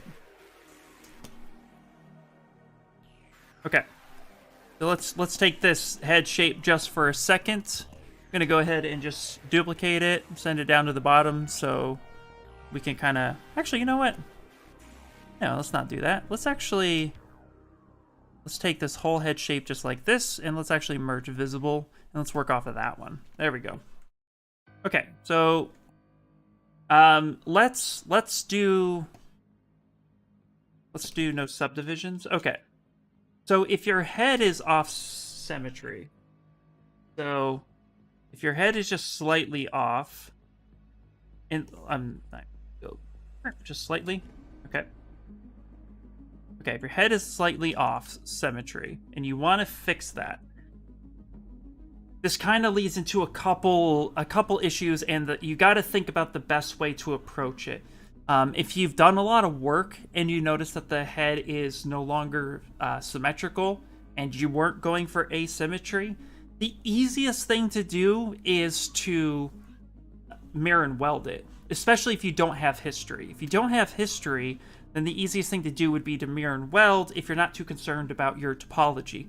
You are really concerned about your topology then what I tend to recommend is going up to T-pose mesh, right? Because what will happen is when you reset your gizmo, I'm kind of going all over the place here for a second, but bear with me. When you recenter your gizmo, even if your sculpt is off symmetry, let's actually pull this over here for a second. I'm going to put the gizmo here. When you go to reset your gizmo by hitting this location, it's going to send that to the center of that subtool, whatever that center is. Now, that can cause some confusion when you have an asymmetrical shape. So for things that are truly symmetrical, go ahead and hold Alt, reset your gizmo to the center, and then send that home. And that will recenter it to true center, at least to world center. And then that'll be, so your subtool center and your world center will line up. That's if you care about your topology, because you're trying to salvage it. And that's if your model is perfectly symmetrical. Now, if your model is slightly asymmetrical, meaning you have something like that happening and you can't seem to get that to fix, then you're going to have to, mirror and weld is going to be your best friend, because it's going to correct both sides. And the thing to remember, of course, is that, that mirror and weld, you can't do that with subdivisions. You try to mirror and weld, it's going to yell at you. So you can't do that with subdivisions. So what you're going to want to do is mirror and weld also, just so kind of point it out, from screen left to screen right. That's how it mirrors weld. That's how mirror and weld works. So if you have some random speck off here in space, but all you see, for example, is this, but there's something out here, it's gonna search the left side and then mirror and weld left to right. So just kind of keep that in mind, but mirror and weld will be your best friend. Now, let's see here real quick. Well, I have a post head. Posable symmetry is broken, and I want to work in symmetry and stager and put it back where it was symmetrical before posed. Okay, Animal. So that's actually a little bit of a trickier scenario. And what I recommend is you kind of are going to have to try to figure out the best approach. Ideally, sending it to world home and reposing it might be the solution. However, you're going to want to, kind of sort out how the best approach. Posable symmetry, the way posable symmetry works is that one axis out of all three axes, X, Y, and Z, only one has to say truly symmetrical. So typically that would be your X-axis, right? And if that's slightly broken, then you're going to have to mirror and weld and fix that axis. And then posable symmetry should work. So for example, if I were to take this duck, I'm going to mirror and weld him just for a second. And let's send him off over here, and I'm going to rotate. Right? Now, when I go to turn on my symmetry and I hit posable symmetry, it should kind of recognize that. But sometimes it doesn't. And when it doesn't, it's because it's one axis is broken and you need to fix that. And that does make it kind of difficult. So I would say try to mirror and weld, get that sorted, and that should help. It also helps to ZBrush or Dynamesh and with symmetry turned on to make sure it's truly symmetrical. Posable symmetry, to be honest, has always been really finicky to me. I've never really gotten it to run consistently, and that is just because, again, one axis has to say true. Generally, I find that it works best if I have ZBrushed it, it's been centered home, I've been working symmetrical the whole time, I decide to do something simple like just reposition it, and then it seems to work, but posable symmetry has been a little finicky for me. So I don't use it too often, so forgive me if I don't have a perfect solution for that. You could do an Ask ZBrush for posable symmetry to see if you can use that a little bit more effectively. I highly recommend that, but I do know that it's really finicky with at least one axis being true, so you want to make sure you fix that. So that's what I recommend. Now, Stager, let me go over Stager real quick so that you kind of get an idea of how Stager works. One thing I noticed before, let's come back to this model for a second right here. One thing I noticed before when Stager first came out is there was a lot of misconception that it would actually allow for, you know, a T-pose to a pose. And that's not quite how it works. Stager works by location base, but not topology base per se. So what do I mean by that? Basically, like, let's say we wanted to give our Quaxly here a bracelet on an anklet. We want to give him an anklet, right? Well, the old way would be to, like, try to draw out a thing and then come in here and try to pose it, all that stuff in the beginning. Now with Stager, what you can do is, instead of drawing it all out and trying to fix it, you can work symmetrically, and then you can place it there. And then you can always snap back and forth between. So if I were to insert, for example, a cylinder, and I'll lift it up here just because I want it floating above his head. And let's make a bracelet real quick, or at least an example of one. So I'm going to go ahead and we'll take edge loop, right? We're going to delete loops. We'll shrink this down. And then we're going to go ahead and use our Z modeler, right? And we're going to use multiple edges. I'm going to do something like that. Come on here on this side. Pop that guy. And then I'm going to go ahead and kind of mask this whole section off right here. Whee! Look at me. Perfect. I'm going to come in there. I'm going to grab. Perfect. Q mesh, drag that in. Okay, now we have a bracelet. Now what I want to do is I actually want to, like, you know, maybe I'll use radial symmetry just for fun. So let's go up to transform, activate radial symmetry. Let's kind of pick here. We're going to pick that spot. We're going to pull this out. I'm going to select that. I'm going to scale that down. Right? Okay. So now we have something like this. So this is how Stager works. Like I said, it's based on where that item is in space. So when we go to geometry, Stager, we're going to say home stage. Now what that's going to allow us to do is tell ZBrush, this is where my model is in space. It's in an area that the x-axis is perfectly symmetrical, and I want to leave it there in case I want to work on it later. I can now turn off symmetry, center this, you know, recenter my gizmo. I could take this down. Now what Stager also does is it remembers the scale of the model. So I can actually scale this down. I can rotate this around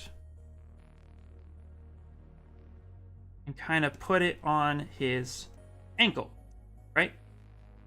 Just like that. And I can even, like, let's blow that up a little bit. You know, maybe let's do something like that. Okay.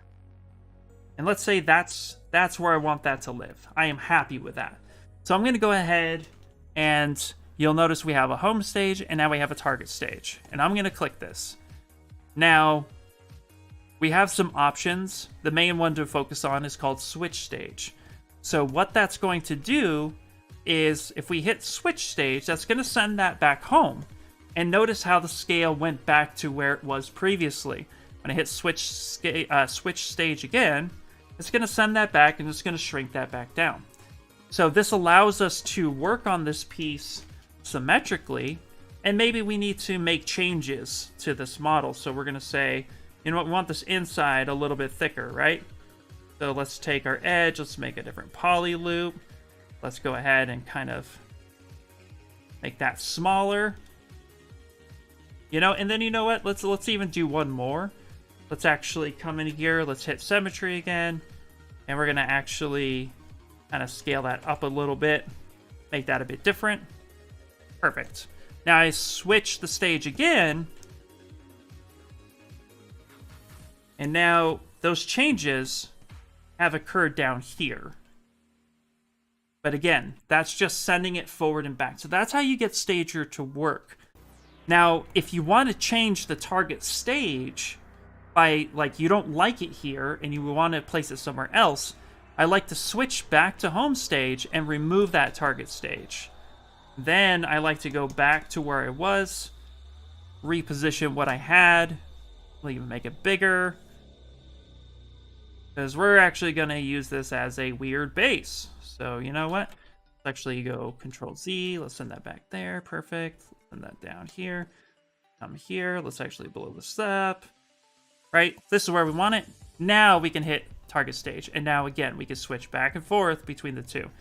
What trips a lot of people up, at least in my experience, is removing these locations prematurely. Like, you want to change the target stage, so you readjust this, you send this over, then you turn it off and on again. That sometimes works, but I've had crashes happen from that. So generally, I like to, if I'm going to change its position, I will send it home, turn off that position, and then repose it, so that way I know I'm in control of it. So hopefully that helps you a little bit with with Stager and how that works. But it doesn't allow us to do T-pose, action pose. I wish it did, because that would be really sick. But that's probably super complicated.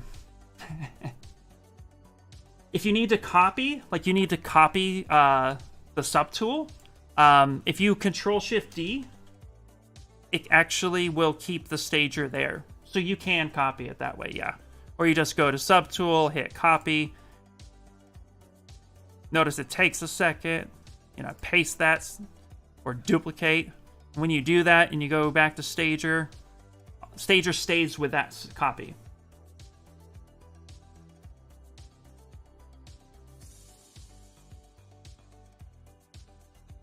I wanted to do it in reverse, set the target stage where it is now, then send it home and reset symmetry, sculpt, send it back. Does it work that way? It should. Yes, it should work that way. What Stager will remember is it will remember the scale of where you had it before and after, but the sculptural mesh changes will change. So if you say, I want it right where it's at, that's my home, and then you send it back to symmetry, and then you hit T-pose, and then you're like, okay, now we're here in a symmetrical position, and that's your target stage. That's fine. That should work that way, no problem. Just remember, like I said, once you send it back to work on it symmetrically, then any sculptural changes you do will just send back and forth. But yeah, it should work, because I don't, you know what I mean? Like, it makes more sense to start in symmetry and say that's your home stage, because that's where you start typically. But if you open up a file and you're like, oh man, this jacket is in its pose position, and that's my home stage, and then you move it off to the side and that's your target stage, that should work just fine. Yeah, it doesn't really matter where your home stage or target stage is, as long as you remember. If you don't remember and you get kind of lost and you accidentally click the wrong one, the cool part is, like, let's say I'm like, okay, I'll switch this back, and then I thought this was my home stage, so I send this over, and then I come over here and then click it. It might remember, it might crash. So you just kind of want to make sure you remember your home stage and your target stage, and you should be good. Boop, boop, boop. There we go. Yeah, do it right now. And if you have any questions, let me know. Come back and we'll answer them. Hi, I'm a sloth. The thing you're making looks cool and cute. Oh, thank you. Seriously, I'm a sloth. That's a great name. Well, welcome in. Welcome in. We are Pixelogic, and we are doing ZBrush sculpting and answering questions as best we can. Come on in. All right. Now let's go ahead and do his eyes real quick here. So I like to use the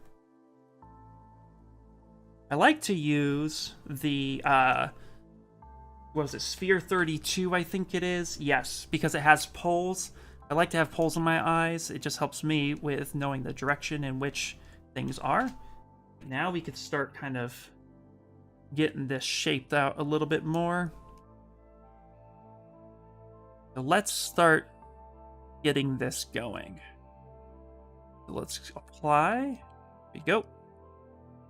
Now his face is still symmetrical, so we're actually just going to kind of come in and start pinching this area.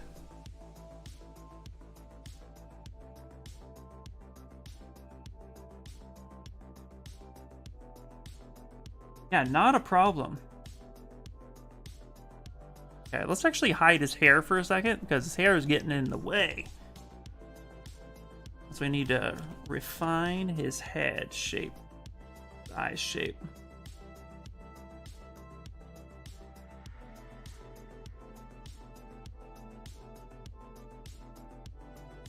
Actually move in here. I don't have any bits, but if I did, I would support. No, that's okay. Just found out that the ads for bits was removed. Ah, yeah, no worries, no worries. You being here is perfect enough.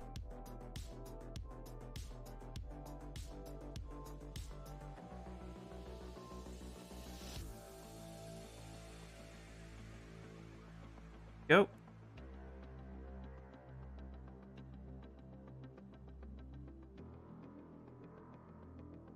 It looks like his eyes are pretty open, so we're gonna open his eyes a bit. Just like such. I'm actually gonna use the standard brush, and I'm gonna kind of give him a little bit of eye thickness here.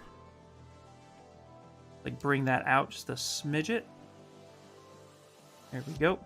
Now let's color his eyes a bit. His eyes are blue.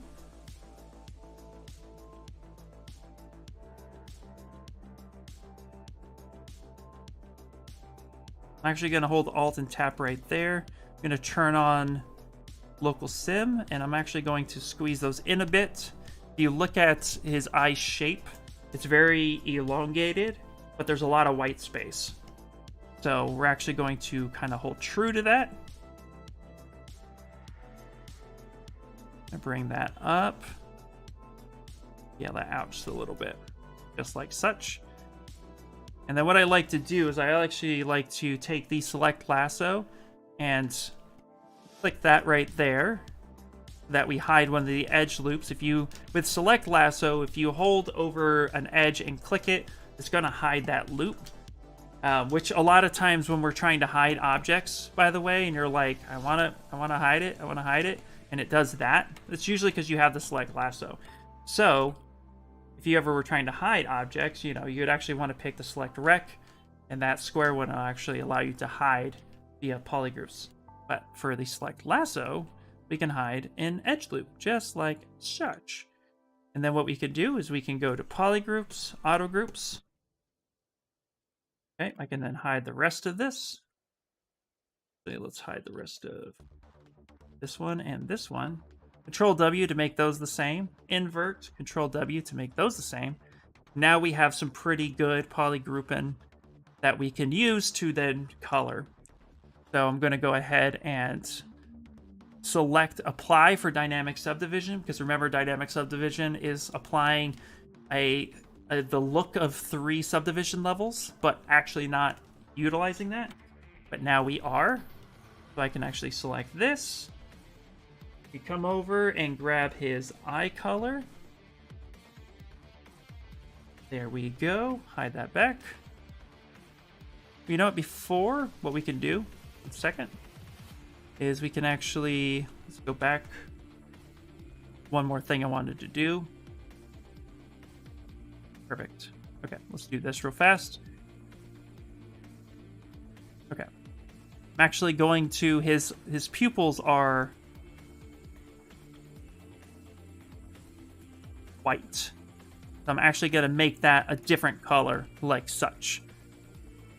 And now we'll go back and we'll apply those subdivisions. Perfect. Now we can color these. So we can select this guy. Select this one. And then let's actually go to color, fill object. That's a bit low, right? So let's actually subdivide a couple more times because we want those eyes to look nice and crispy.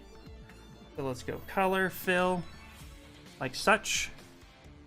And let's actually pick this little highlight. We'll give him some life in his eyes. So I'm actually going to take the paintbrush. We're going to do a nice, smooth, kind of soft ZBrush intensity. I'm going to hold Control and touch H, which will hide the mask. Then I'm going to paint that little highlight down at the bottom.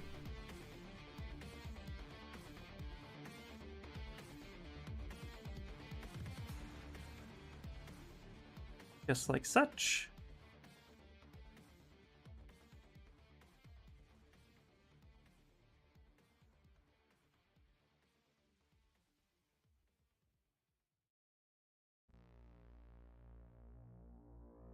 Get a little bit of life in there.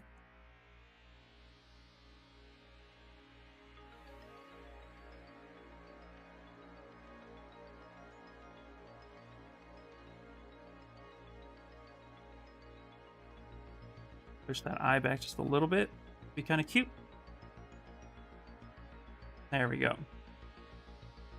Kind of get that color in there just a little bit. Gotta go to bed soon. I can watch on the phone though. Loving it. Oh, thank you so much. Enjoy your sleep if you pass out with the phone on your hand. I've done that a bunch of times. Thank you so much. Okay. Let's actually get this pose done. I probably will. Yeah, I've done that a lot. Not gonna lie. So, little last YouTube video, I'm like, one more. And then, you know, that one more comes into like 5 more. And then I'm out. And then my next day, my phone is just not charged.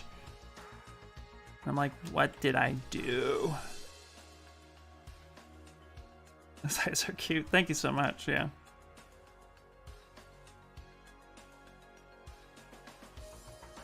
All right, let's take. Ooh. Perfect. Oh, which snake hook? I want snake hook. There we go. Give me snake hook.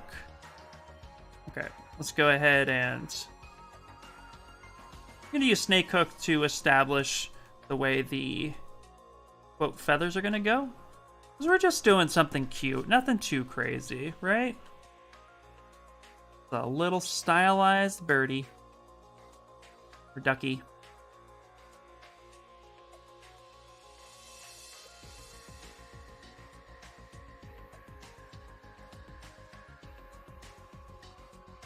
So, what we're going to do now is kind of establish the wings being on a flat spot. So we're going to go clip curve. Kind of clip that down right there. Oops. There you go. We do the same to the body. And let's go ahead and save it. We're getting ready to start refining. You have been transported on the phone and headphones. Ooh, it's a little ASMR. But that's how transporting is going to work in the future. I'm all for it because that was very seamless. And I appreciate it. Okay, so wings. I treat wings like arms. Especially for something stylized like this. I just think of it as an arm. So there should be a little, a little bendable joint here. Especially with what's happening in the, in the model. So we're just going to turn off RGB. There we go. I move that up a bit. Bendy action. There we go.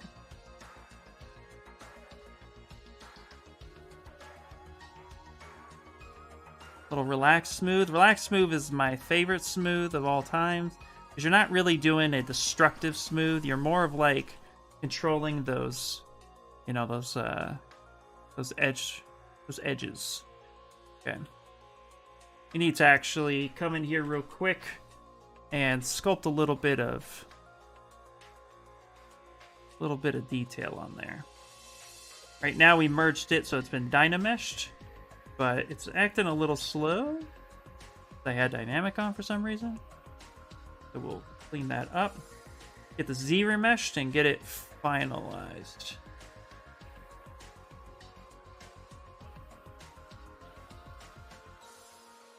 I know everybody's been playing, like, was it Elden Rings? But has anybody been playing Sifu?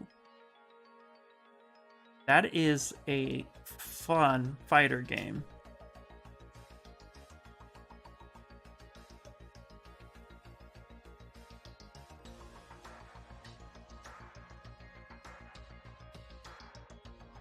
All right.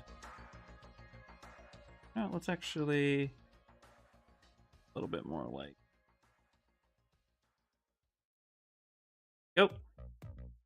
Beautiful. Okay. Go ahead and save real quick. And now what we're going to do is we're actually going to set up to make sure that we can Z-remesh with a little bit of control. I like to control where the edge loops go. So we're going to use slice curve. Some of you might be very familiar with my method here. I'm actually going to go ahead and just use slice curve to give me a little bit of edge loop control. So I'm going to pick a spot, something like this. Let's actually go like that. I'm going to break this up into 4. That's probably ridiculous. Let's go a little bit less than that. Let's do 3. There we go. I'm going to hold control and tap a little spot in history. And then let's do Z-remesh. Keep groups. Let's go target poly of 8. And this will help take that dynamesh and bring it back down. If I had Doritos, I would definitely eat a Dorito. Sounds good. Yummy, yummy, yummy. Okay. Now we're going to take our Z-remesher guide. And we're going to say, look, we want it to go like this. Please listen to me and go that way. Thank you. And actually, let's come up here and kind of make sure our edge flows that way as well. Geometry, Z-remesher. Bump up the curves. You can go same. Yeah, there we go. There we go, nice. Subdivide a couple times. Go 2 times. And then we're going to project history. That'll give us a little bit more of our old forms back. That was before, that's after. There we go.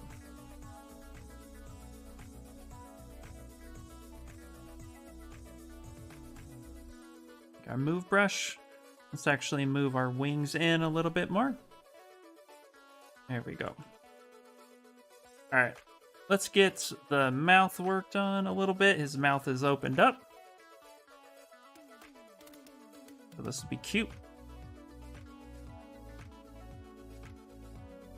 We're going to go ahead and kind of mask this area off. Let's actually go stroke, lazy mouse, turn that bad boy on. Yeah, that. Actually going to go ahead and soften this a bit.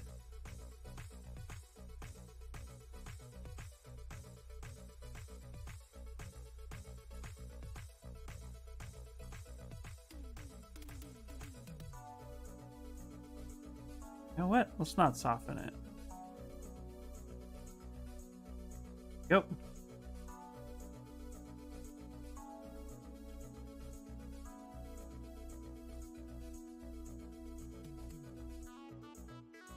Mask that area. Need to open this up.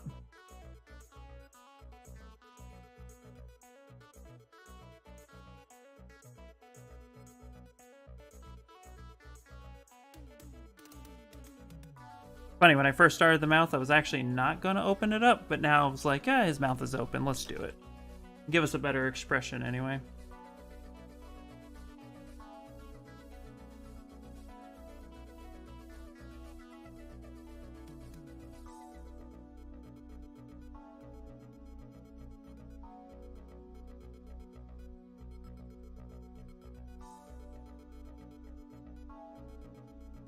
What? Actually, I got a better idea.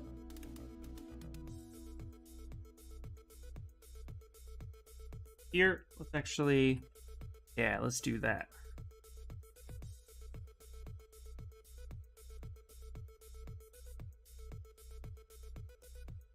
I'm actually trying to think of how I want to open this up. So actually, yeah, let's do that. Let's kind of open this way. Let's keep groups, and let's see if we can kind of remesh that a little bit differently. There we go.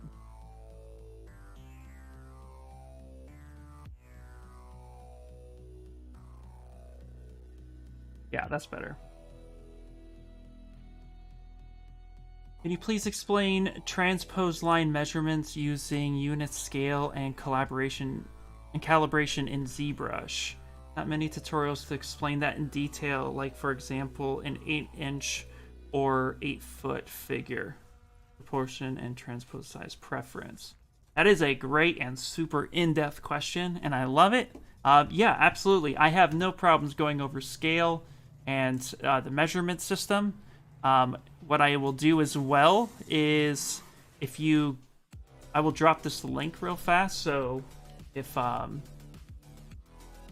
you would like to kind of have a quicker tutorial in the future to fall back on, you can go to that link, click YouTube, and then from there, if you go to ZBrush Help, I have a YouTube channel with some of the top questions that have always been asked, and then I have a how to scale and measure in ZBrush. Now, since that's a YouTube link, and I can drop that one in there too, but we'll go over it right now because I think that's a super great question, and so let's do it. Also, too, just so you guys know, if I don't finish the sculpt today, we will be finishing it next week, or I'll finish it off stream, and then we'll go over 3D printing next week, since I know some of you have asked for that as well, and I would like to get to that. So let's go over scaling real quick. I think it's a great question. First things first, let's save. Save, because that's important. I'm gonna go ahead and just kind of fill that color in real quick. I'm gonna back up in time, just so I have that in case we lose our spot. In fact, let's actually merge visible, and we can cover that here. So merge visible. Okay, so transpose. A lot of you guys might know that transpose has units attached to it. If you look right up here at the top left of your ZBrush, when you load it up, you'll have a little thing called units here.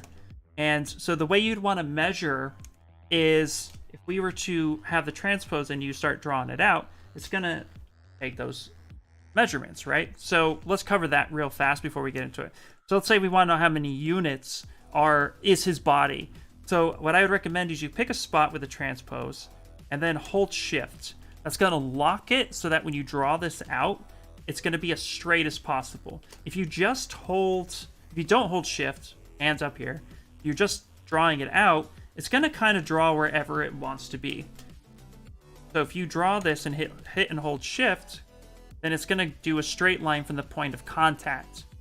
So that's important to remember. And then that up here at the top is going to tell me my units. But units means nothing to us because that can be anything. Units is just, it's blank. It's not giving us an actual measurement. Now, ZBrush can usually default to millimeters, but that's still not helpful because it's not accurate. But something to note real quick is when you have the transpose active, it does follow units to the 4th decimal place, which for the most part is exactly tight enough tolerance for us to be able to get something that fits accurately. Yeah, I won't complicate it more than that. So the 4th decimal place is super important. Yes, it is a Pokemon. It's Quaxly. Right now we're going over scale and measurement. So what I like to do, the way I like to measure in ZBrush, is I like to create what is known as a quality control subtool. The way ZBrush actually takes measurements is based on the subtool that's selected. So, for example, go ahead and kind of hide this for a second. If I were to have Quaxly here, and I go to Z plugin, and I go to Scale Master, which is typically the way you're going to set scale, and I hit Set Scene Scale, what's going to happen is it's going to give me the measurements that ZBrush kind of defaults to, which is millimeters. And it's telling me that it's 3.38 by 3.76 by 2.97 millimeters. Well, if you don't know which X, Y, and Z axis that is, that can get a little confusing to you. Typically, Y would be the middle one, so that's generally our height. And that's something to kind of remember. But let's just say, for the sake of argument, that we don't want to complicate ourselves. We just want one number, one measurement to kind of control the overall size and shape of our character. I'm going to hit escape, and that's where I like to create a QC cube, or a quality control cube. It's that way, it's one subtool that has equal measurements on all 6 sides, and that's going to help us remember how big something is, and that's going to give us a basis to start. So we're going to go ahead and hit insert, and it doesn't matter, we're just going to insert a cube 3D. Now again, like I said, Scale Master is subtool dependent, so whichever subtool we have, that's the one that we want to use if we want to stay accurate. So we're going to go ahead and rename this QC cube. And we can even QC cube underscore 1 inch. Now you can do this with whatever numbers works for you, millimeters, centimeters, you know, it doesn't matter. What matters is that you understand what the cube size is. And for me, that's going to be 1 inch. I automatically convert to 25.4 millimeter, which is equivalent to 1 inch. It's just a quick way to remember how to convert. So for me, 25.4 or 1 inch. So this will be our QC cube.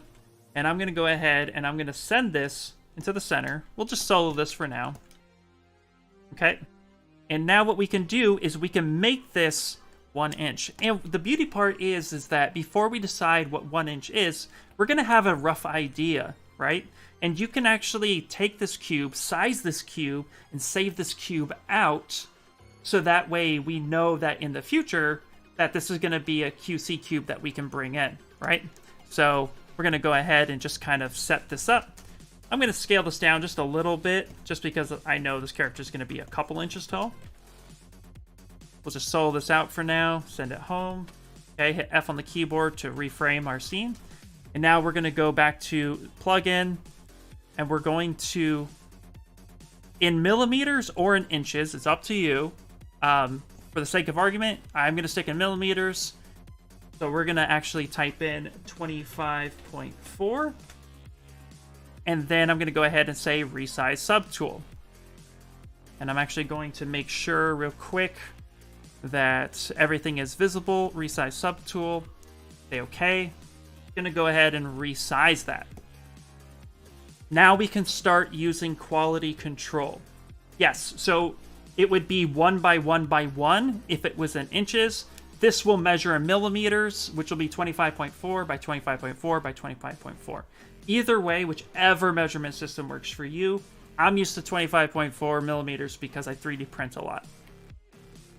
So now we have our cube that's resized. How do we know? Well, we can check 2 ways. We can either go Z plugin, set scene scale, and now if you look, it says 25.4 millimeter, 1 by 1 by 1 inches, 25.4 by 25.4 inches. So it even thinks, oh, well, maybe he wanted it in inches. He didn't mean 25 millimeters, he meant 25 inches. The other thing to remember is right below that, it's actually giving us feet. So 25.4 feet, or 25.4 centimeters, or 2.54 centimeters. So it gives us some options. Again, either way, however we choose to whichever system we choose to go by, what is important is to know that that is going to be our default base setting.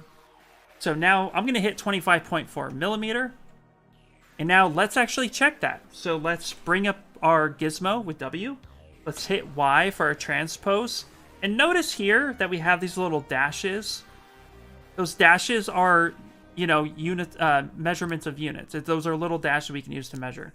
So now I'm going to go ahead. I'm just going to draw here in the center, hold, shift, come up to the top.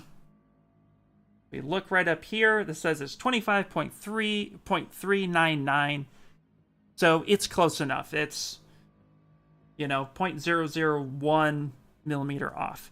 But we can also see that these have little dashes. Again, we can use these when we're measuring stuff. The best part for me is that one point to the end point, that's where it's going to measure. So we can use this now. We can turn on Quaxly here, and let's measure his feet. So I'm going to go ahead and pick his feet. And I have my transpose out, and I want to get an idea of his thickness of his feet. So I'm going to click here, hold shift. I'm going to drag this out. And it says right now his foot thickness is about 3.169 millimeters. Let's kind of confirm that a little bit more. So let's draw another spot here. Hold shift, give me a straight line. And yeah, let's say it says it's about 4.035 millimeter. So for organic shapes, that's actually a pretty good size. That's something to know it'll print well. So that's how we would go over how to measure and kind of get a base idea of something.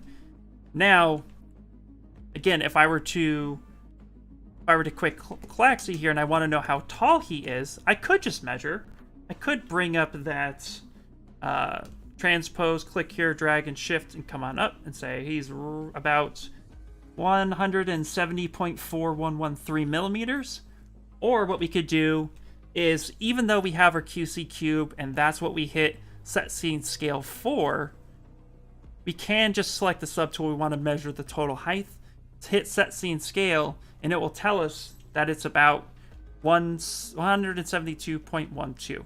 Because the middle number is your height.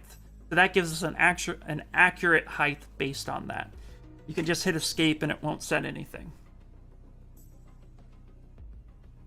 Now for calibration, so my question to you actually is, what are you trying to calibrate to? So, you know, if you're trying to calibration means you're trying to set a specific measurement and keep that measurement tied to that. So you're trying to calibrate that measurement. In a sense, that's kind of what we've done with the cube. We set a quality control cube that is our calibration. That's going to be our default. So if I were to export this right now and bring that in, everything is set to this cube. So everything else is going to be tied to that cube shape. So I'm kind of curious what you mean a little bit more by calibration, because I also might be misunderstanding you.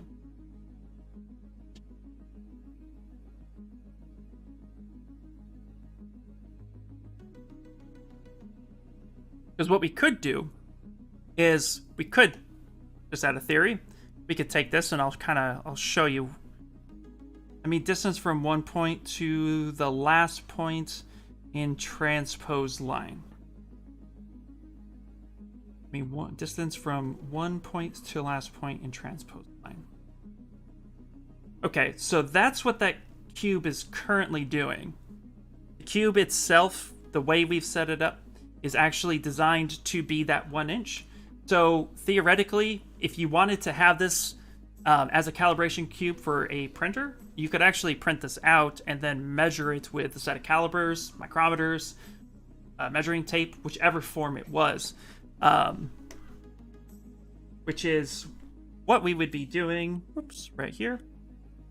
Again, that's kind of what you're doing here. By holding shift, you're clicking, you're getting that measurement.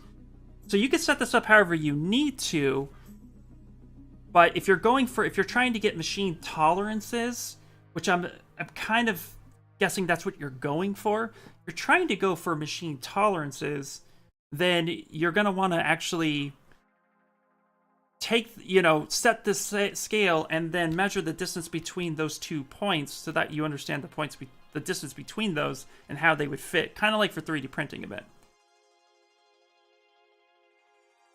And transpose units preferences.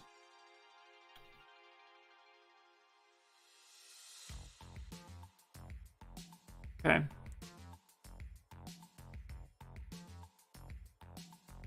Could you do me a favor and give me an example of what you're trying to measure?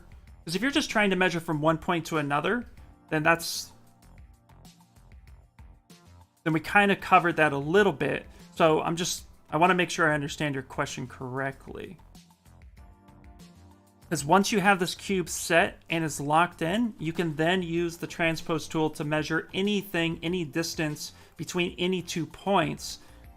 Because that's going to default that. As soon as I start dragging this transpose out, it sets your first point, and then it goes to your second point, and those measurements are calibrated to our set scene scale. So that's why we have a QC cube. So we're actively doing that for every measurement. And that number gets generated at the top here. And then that's our number to remember and write down. And I'll show you here too for 1 second. Let's say we want to actually use this cube for calibration in the real world. So let's come up here. Let's go to 3D Print Hub real quick. I'm going to update size ratio. I'm going to pick that 25.4 millimeters. Okay. I'm going to bring up a 3D printing slicer software so you can kind of see. Oh, you mean changing unit scale and calibration in preference. Okay, I misunderstood. Thank you so much. Yeah. Okay. So for just changing the scale preference to feet, inches, centimeters, millimeters, all you need to do is go back to that cube, come up here to Z plugin, go up to Scale Master, set scene scale once more, and then you just pick your preference. I want this 25 feet. Or you can just pick feet, inch, centimeter, millimeter. You can just pick one of those.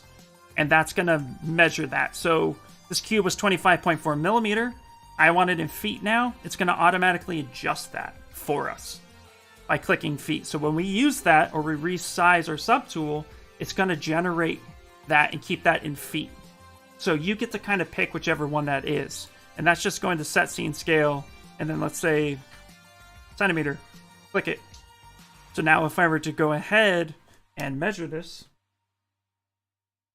bring this up, come up here, now in centimeter. We had it in millimeter, now it's in centimeter. Go ahead, do it again, come up here, pick feet, testing scale. Oops, kind of broke that there for a second. Here, let's come up here real quick. Set scene scale, pick our feet. Go ahead and draw that out, and that should change. What I mean is on top of transpose palette. I'm not sure. I would not know how to do that specifically.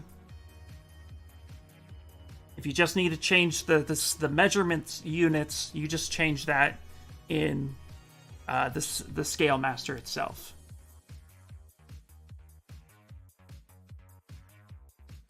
Again, you mean top transpose palette? I'm not quite sure I follow.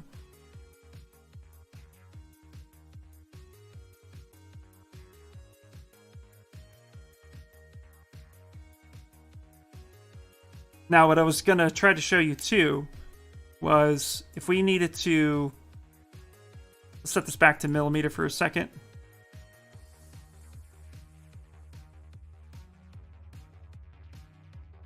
Actually put this at 25.4.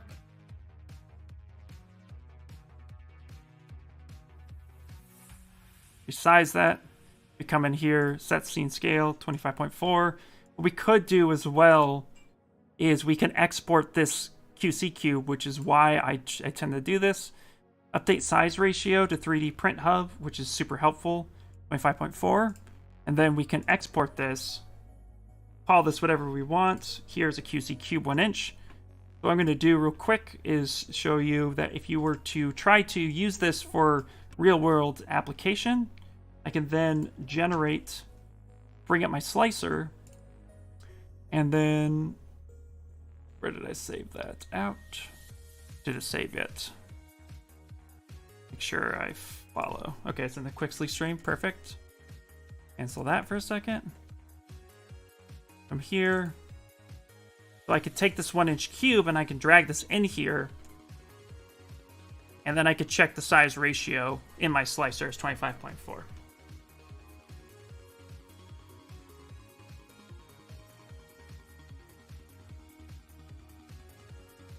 You mean go to preference, transpose menu of top. You know, to be honest, I don't think I've ever messed with the transpose units itself.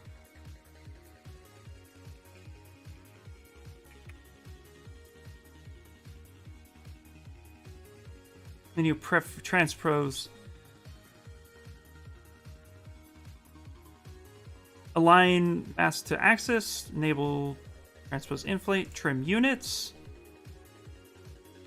calibration distance. So are you referring to this calibration distance? I've personally never messed with this,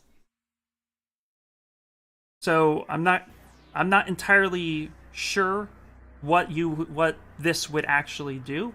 But what we could do is actually we could do an Ask ZBrush where I can, you know, we can kind of let's see if there is an Ask ZBrush. Something I tend to do quite often. If we go to go to YouTube for a second. If we go ask, actually, if we do a hashtag ask ZBrush transpose, I can type. I can't type today. Transpose calibration distance. And we could see if there is a video that describes that more. Center transpose line. So one thing I definitely recommend is, you know, if you have a question like this and you tweet out or you contact support and ask for a ZBrush ask questions, you do like a hashtag ask ZBrush. A lot of times Pixelogic themselves will take those questions and file them in so that you can get a more accurate description or video on how to do something like that. But I personally have never messed with that, so I don't know what that would actually do. So we kind of hit the end of what I know about that stuff, but we could, you know, you could definitely reach out to Pixelogic support and ask, but I'm not quite sure. I mean, if you just want to change the unit scale, just start sliding and set it and see what happens, but that might adjust something that you're just not, I'm not quite sure how that would affect the measurement system. Yeah.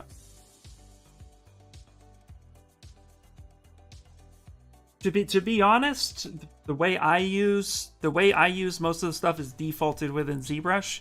I've never seen anybody really mess with this too much. I would imagine that in doing this, you know, you kind of end up setting it. It kind of becomes a custom setup. So I personally wouldn't recommend messing with something like this, but I understand why you're asking because you're curious. So like I said, the best thing to do is reach out to Pixelogic support or do an Ask ZBrush request on Twitter. Reach out to them and just say like, hey, what is this? I'm not entirely sure. What you could do, I don't know, let's try it. Preference, if I hover over it. Okay, here we go. If you hold Control and hover over something, calibration distance is set on the current action line, will represent in number of units. If you wish to set the head of your character to be one head unit, then you could draw out the line at the top, and then you can then set the calibration distance. Okay.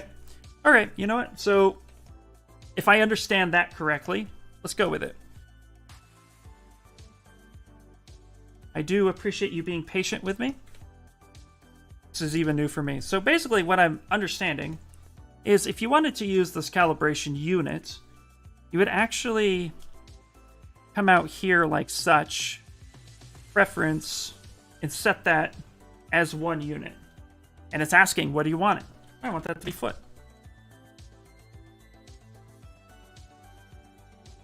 That actually changes the name of the game.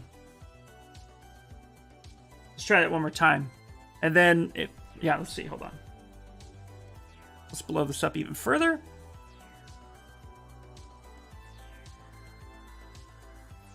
Okay, perfect. So we have transpose.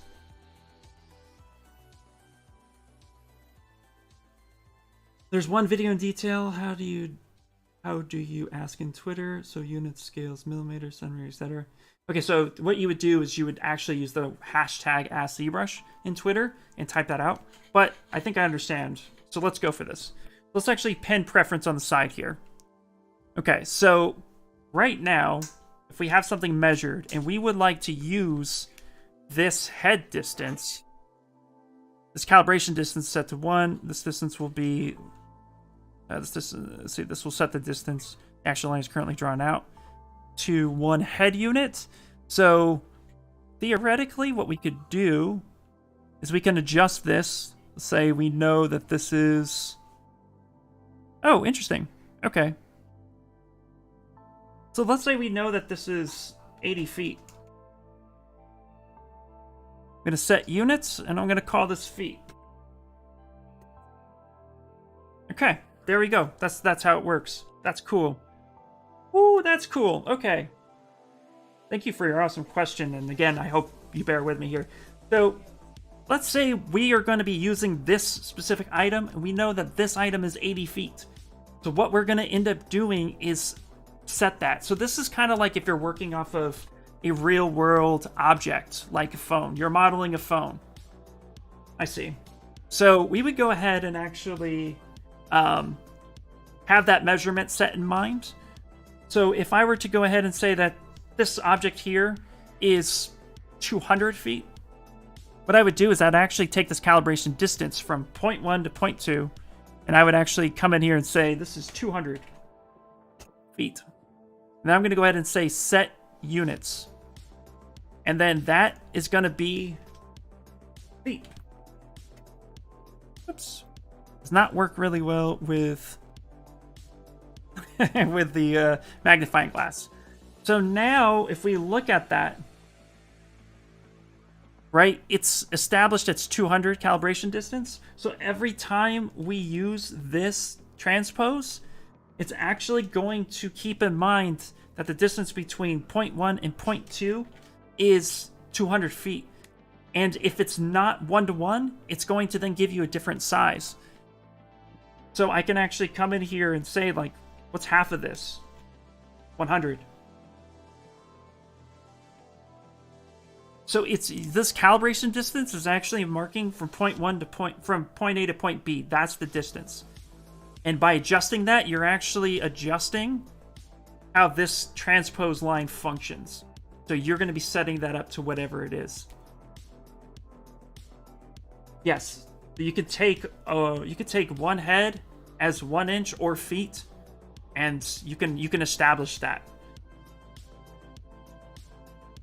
So now this is actually set to feet. If you look at the top here where it says transpose line, it does say feet. I could change that by clicking units and calling this whatever. I did that again. I would just make sure that however you change this, if you go to, you go to adjust this, make sure you just know, like, okay, that's now millimeters. So I know that now. That's a millimeter. 200 millimeter. So anytime I measure against this, right, then I know that that's going to give me that distance. Is going to factor the difference between what you set and where it's at. So in theory, if I kind of get this is pretty cool, actually. I'm excited to learn something new. So thank you for bringing this up, and hopefully this isn't too painful. So instead of setting like a QC cube, so to speak, although I do recommend that, like, if we go back, let's go back. right? I would recommend, I mean, you know, again, it's up to you. The approach is cool, so actually it gives me more options now. But, you know, if we were to set this at 25.4 millimeter, right? Let's do this. Now I have all these ideas. Lots of ideas. And we go ahead and resize the subtool. Perfect. Right? And we want to make sure that we're always measuring with this.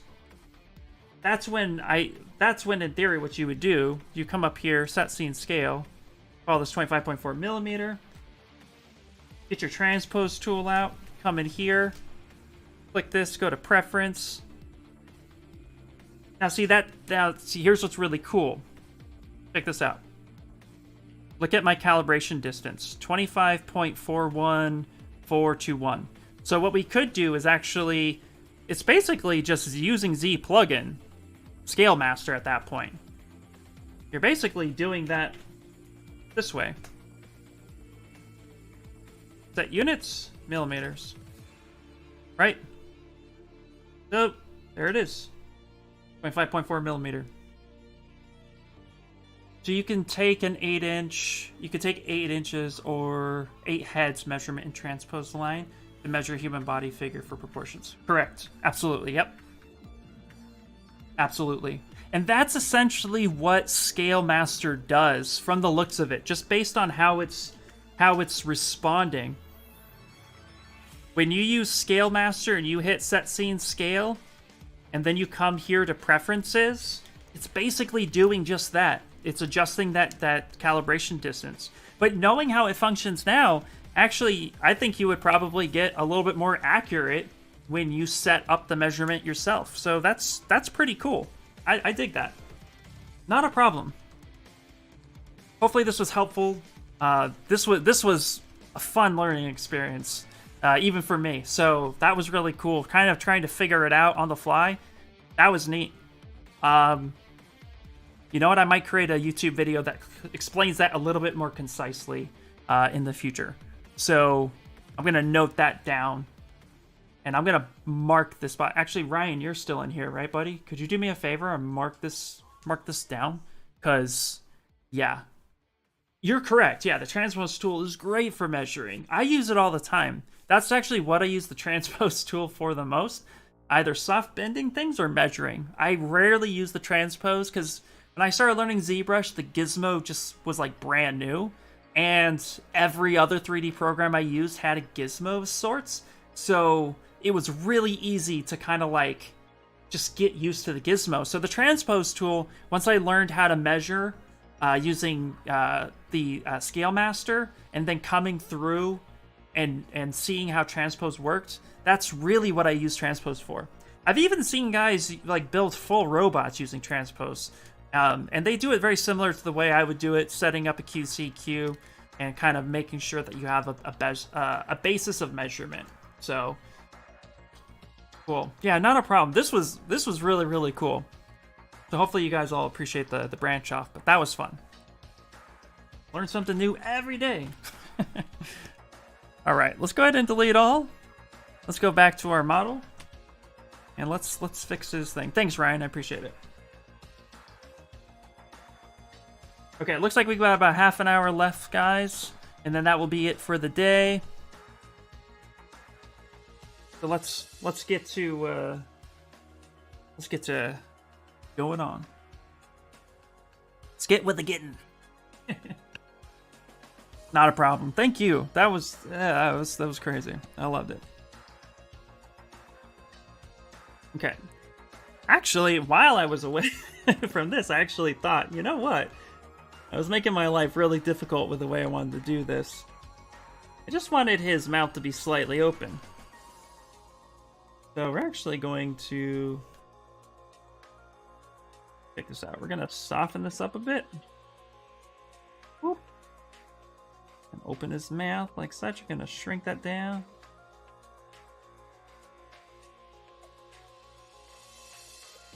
You're going to come in here like such.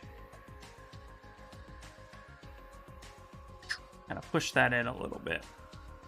There we go. I'm actually going to scale this in just a bit. So you can set big ticks in transpose line as 1-inch change. Yeah, you really could. Absolutely.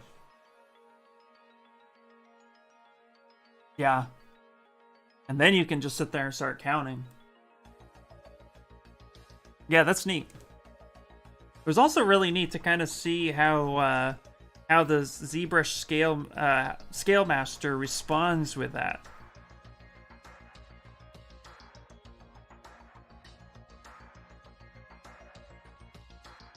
Whoa. What'd you do there? Oh.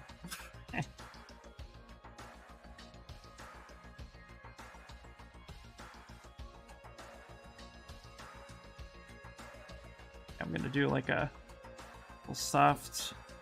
Let's look at the. Okay, so I got dynamic subdivision on, and I'm gonna go to dynamic subdivision, and I'm actually gonna apply that. Thanks for your time. Not a problem. Thank you. That was cool. Yeah. Well, if you have any more questions on that, feel free to let me know. And if you find any more discoveries on that, and you have a Discord and you wouldn't mind sharing, please definitely pop on into my Discord. Links there all the way at the bottom. But like I said, I'm going to go through that a little bit more and possibly generate an actual video for that, because that was neat. So much. That's what I love about ZBrush, is that there is so much. There's like so many ways to do something, and there's just like treasures buried deep in the UI.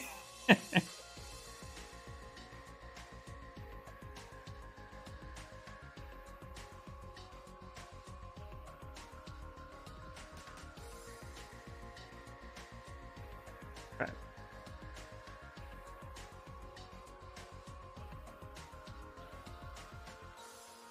All right, here we go. I'm gonna soften that up a little bit.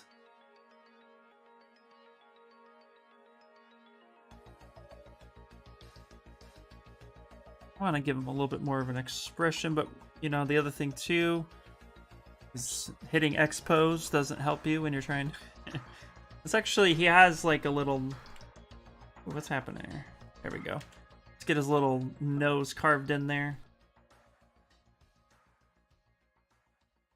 Yep.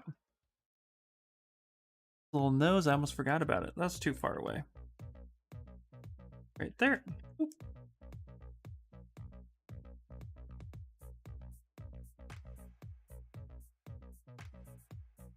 Actually take the move brush a little bit. Go.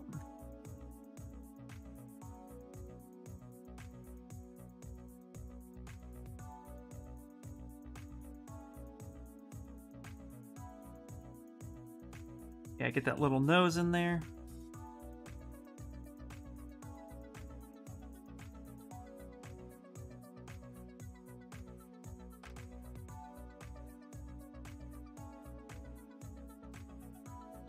Okay. Now to bring the character to life a little bit more, actually get these cheeks forward a bit. Now, if we want to see, like, sometimes it's hard with Skin Shape 4. I like to use that a lot. We're going to go to a basic material just so we could see the edges a little bit more. Like we have.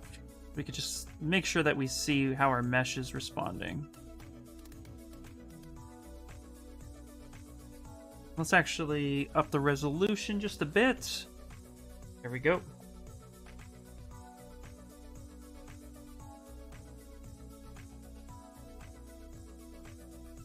Yes. I use about 7.5 to 8 heads for superhero bodies.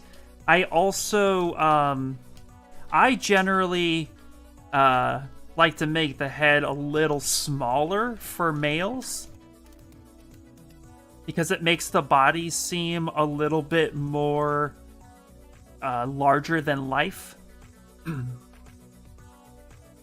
I find that that's a really great way to establish a superhero body. Okay, we're going to use some H polish here. Just get kind of the sides going a little bit. It might be a bit much.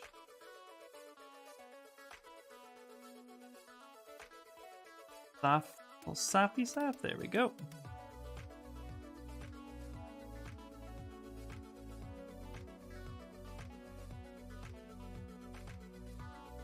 Okay, now we're gonna go ahead and take our paintbrush.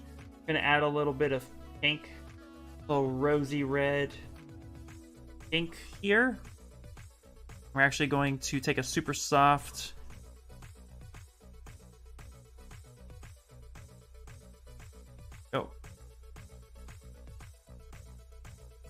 like such.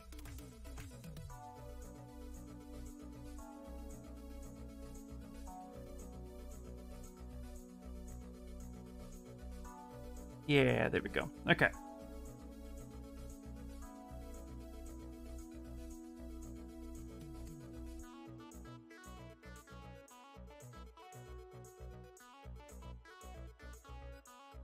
Start refining this a little bit more.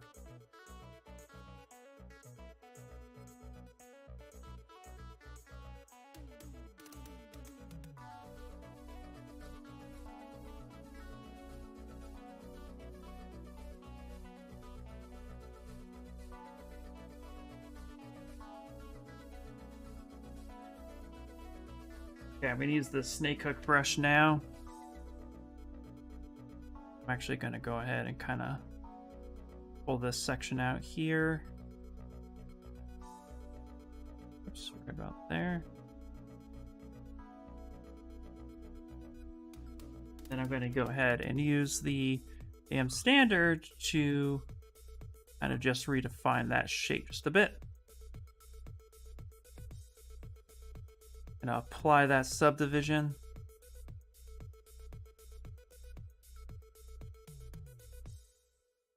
And go ahead and just establish a little bit of stylization lines.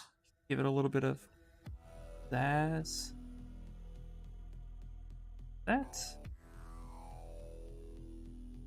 Nice, 8.5 heads is great. Yeah. I wonder how many heads the Hulk is. When I think of the Hulk, I think he's like, was it like 9 or 10? Yeah.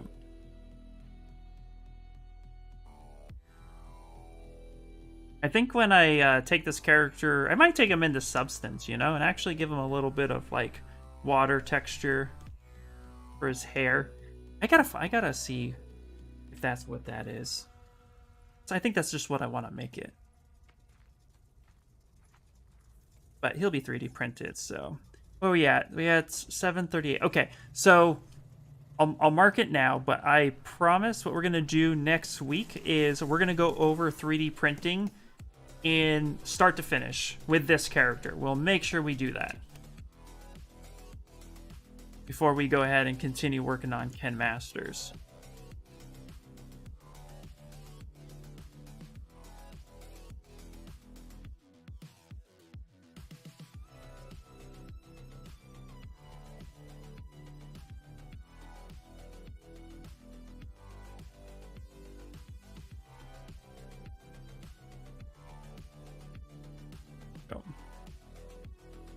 Yeah, I think that's pretty cool. Let's move to his wings.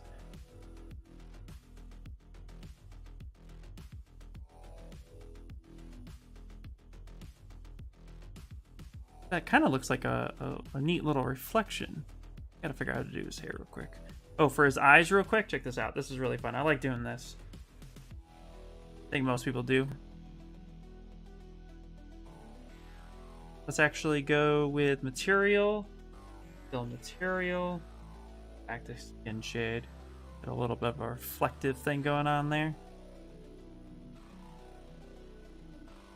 I haven't really messed with him too much. I've just been refining his body just a little bit. But I haven't had a whole lot of time to get on him. I can show you here in a minute, but yeah, he's not super not really super fixed up or anything. He's kind of still a little basic.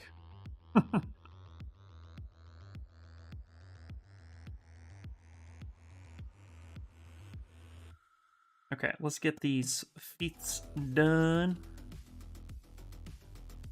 Leonard, I think you were the one who was sculpting along. How are you doing?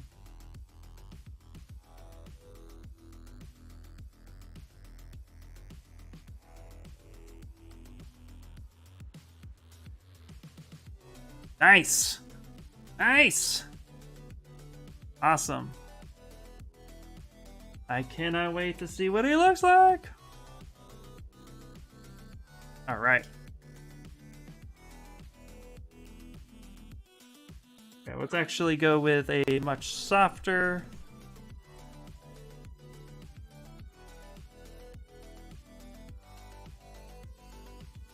Yeah, we're gonna go with a little bit more of an intense smooth here. There we go. Needs a lot of tweaking. That's okay. You know, it's a short time. 2-3 hours? That's a short time to sculpt a character. But the practice is good.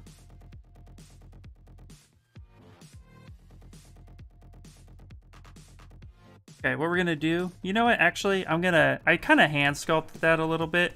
Actually, I'm gonna do this. I'm actually gonna mask this section off. Right? Soften that up a little bit. Send that right into the home position. I'm actually gonna go ahead and kind of squeeze and then shrink that down. Just like such. There we go. That was a lot easier of an approach. Okay. Now let's go ahead and keep hitting that expose. Because, you know, why not? Okay. What we're going to do is we're actually going to, before we finish the final pose here, I'm actually going to Z-remesh his feet. Okay, and then we're going to go ahead and mirror and weld that so that we have the same on both sides. I'm going to hold that spot right there. And we're going to go ahead, keep groups, and let's Z-remesh. You're better at hard surface sculpting. The transpose discovery was great. Awesome. Yeah, that was awesome, wasn't it?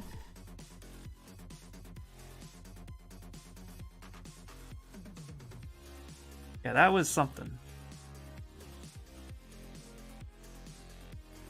I can already see a good amount of functions with that, so I have some ideas too.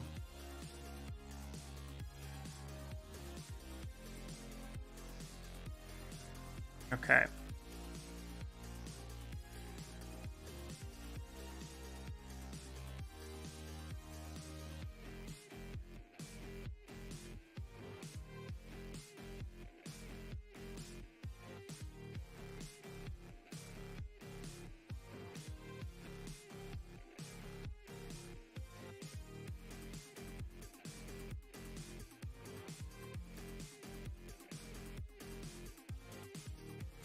I don't want to skinny this up a little bit. I think his wing is just a little too thick. Yeah, there we go. That makes a little bit more sense now. Then I'm actually going to go ahead and just take the H polish. Now we have dynamic subdivision turned on, so that's not going to polish too well.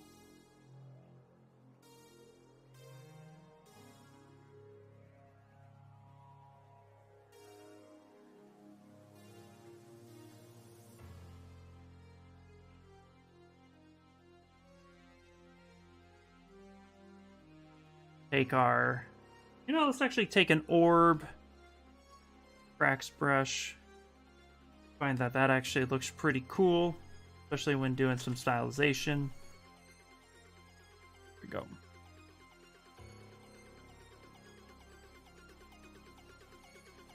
Okay, let's do a final pose.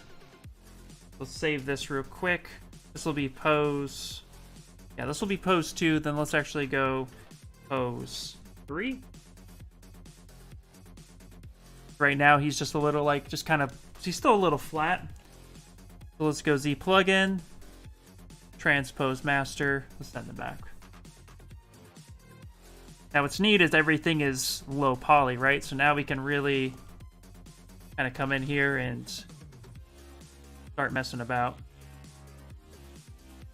We can turn this way, kind of tilt his head a bit, bring a little bit of life to him.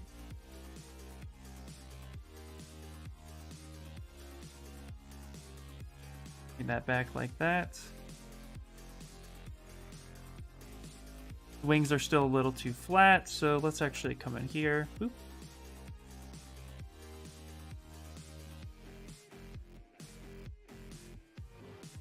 Now here's what's really cool. We're going to auto group, so poly groups, auto groups will kind of help us establish just a little bit of a difference, so not everything is the same.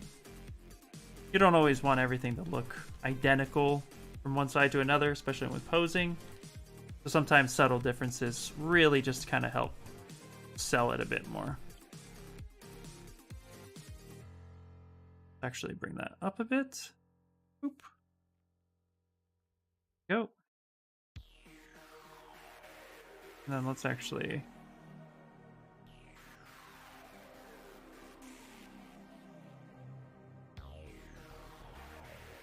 cool. All right, let's go ahead and bring it back. Would you like to bring that back? Boop. Perfect. Now let's fix his body just a little bit.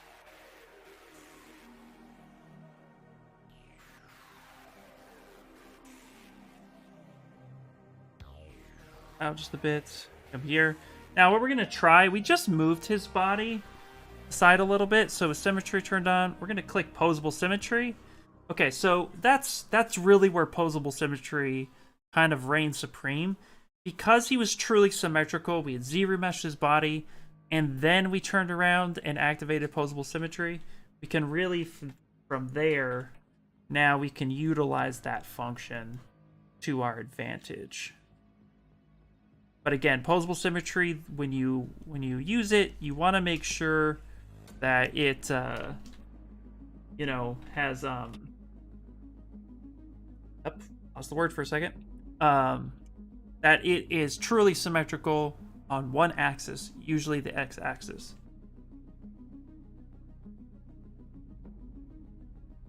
I find that that has the best results.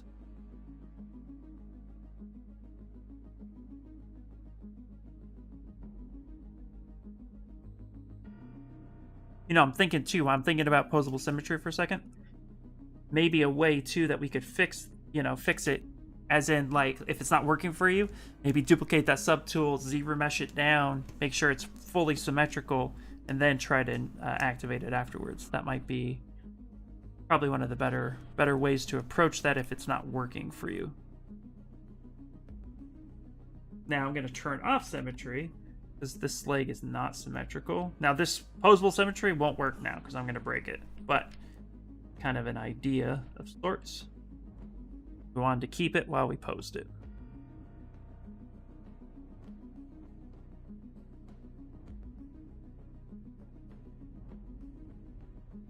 Leg up a minute.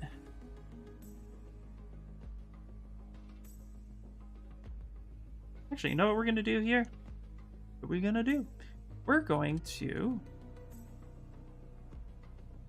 point his foot. Boop. Gonna push that in, and we're gonna point that foot forward a little bit. Yeah, like that. Then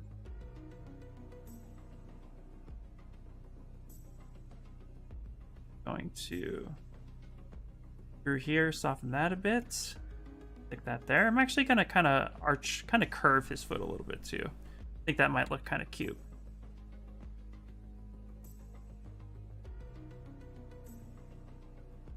Oh. Little arch there. Hello, Sculpt is looking great. I was just wondering if you had encountered posing with Transpose Master, and after you click T-pose sub T, it will mess up the vertices on the original mess. Yes, I have definitely had that happen. Unfortunately, my recommendation is to be. You could, well, okay. Oop, I'm gonna rewind for a second. Try to always save before you send it back. before you send it into T-pose, because that can happen for sure. So I always recommend saving that Z tool just in case. But here's what's really, really cool, is that everything should still be Control Z-able.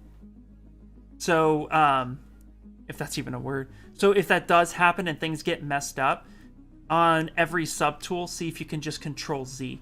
I'm pretty sure it's able to do that. Let's give that a test real quick, just because I want to make sure I'm not giving you bad information. So I'm gonna pose this real quick. But yeah, if you can try to save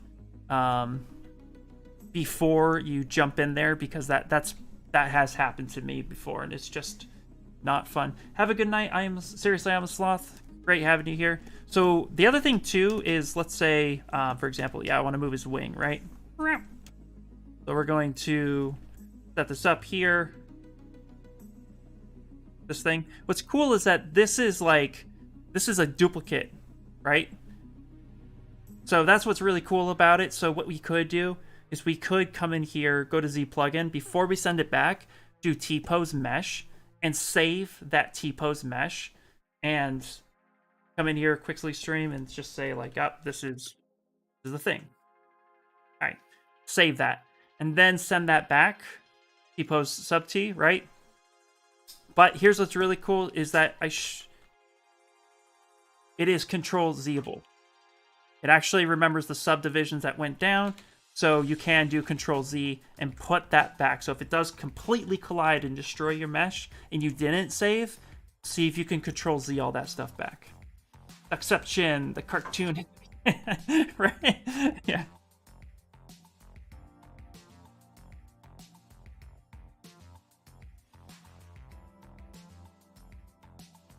Got a couple more minutes. Hopefully that's helpful, but yes, I've had that happen, and I'm really sorry when that does. Yep, new Pokemon hype!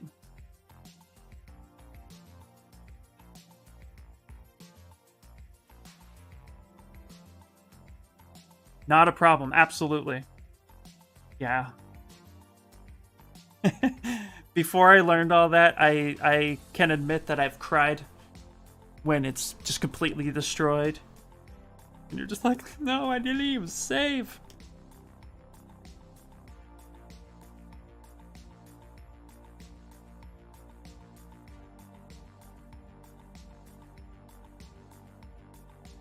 Okay.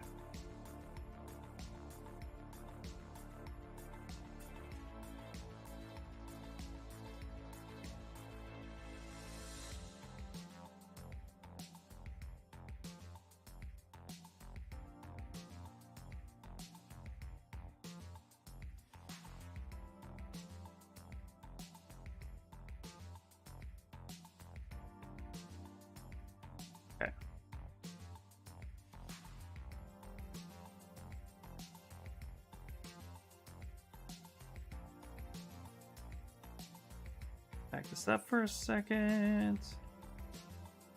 I kind of soften that just a little bit. Get a kind of clay fill brush here.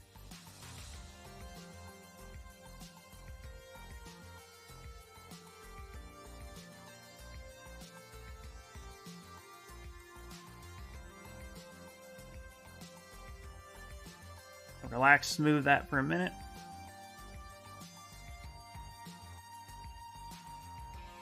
Isn't that adorable? Hey. So cute, yeah, right?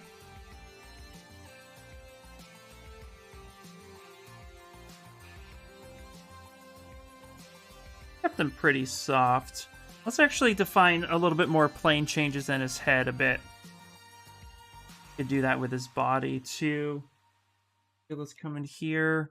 Let's grab our Orbs Cracked brush. Because, you know, the other thing too, his body's just a little too round. So let's actually kind of let's give a little bit of chonky.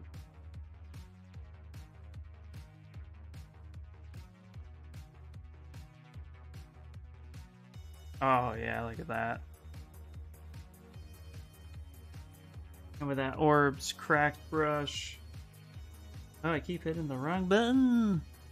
Boop. Boop. Go. Yeah. Yeah.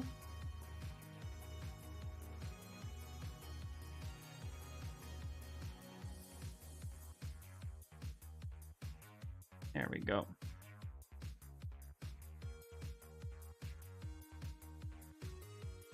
Yes, the Kin project was paused just for a little bit. We were talking over at Pixelogic, and just like, hey, two sculptors had already done the new Pokemon. Anybody want to take the next one? And I was like, yeah, I'll take it. He's cute, he's adorable, and I was like, I could sculpt him pretty quick. And now here is this one. So we have kind of our own. They kind of have like a trio of Pokemon now. It's pretty cool. Okay, let's actually take that. I'll show you guys before I leave, which I'll be leaving in a few minutes. But I'll show you guys the Ken project.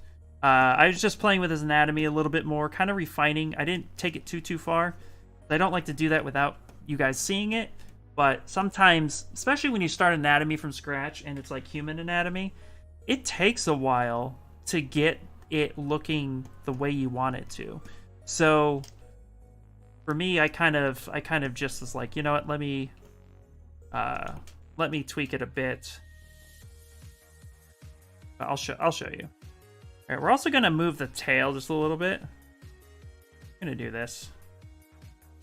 I'm actually gonna scale this tail down. I'm gonna move this off center just a bit.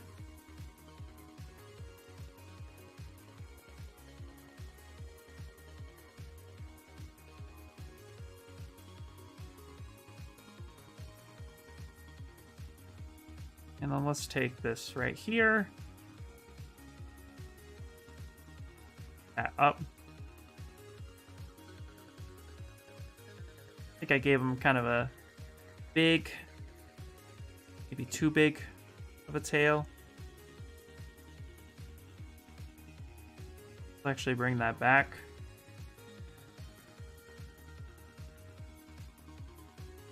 Kind of soften that a little bit. Gotta catch them all. Oh, he's singing again. There we go. Yeah, that's a little bit better. His butt was sticking way out there. Yeah.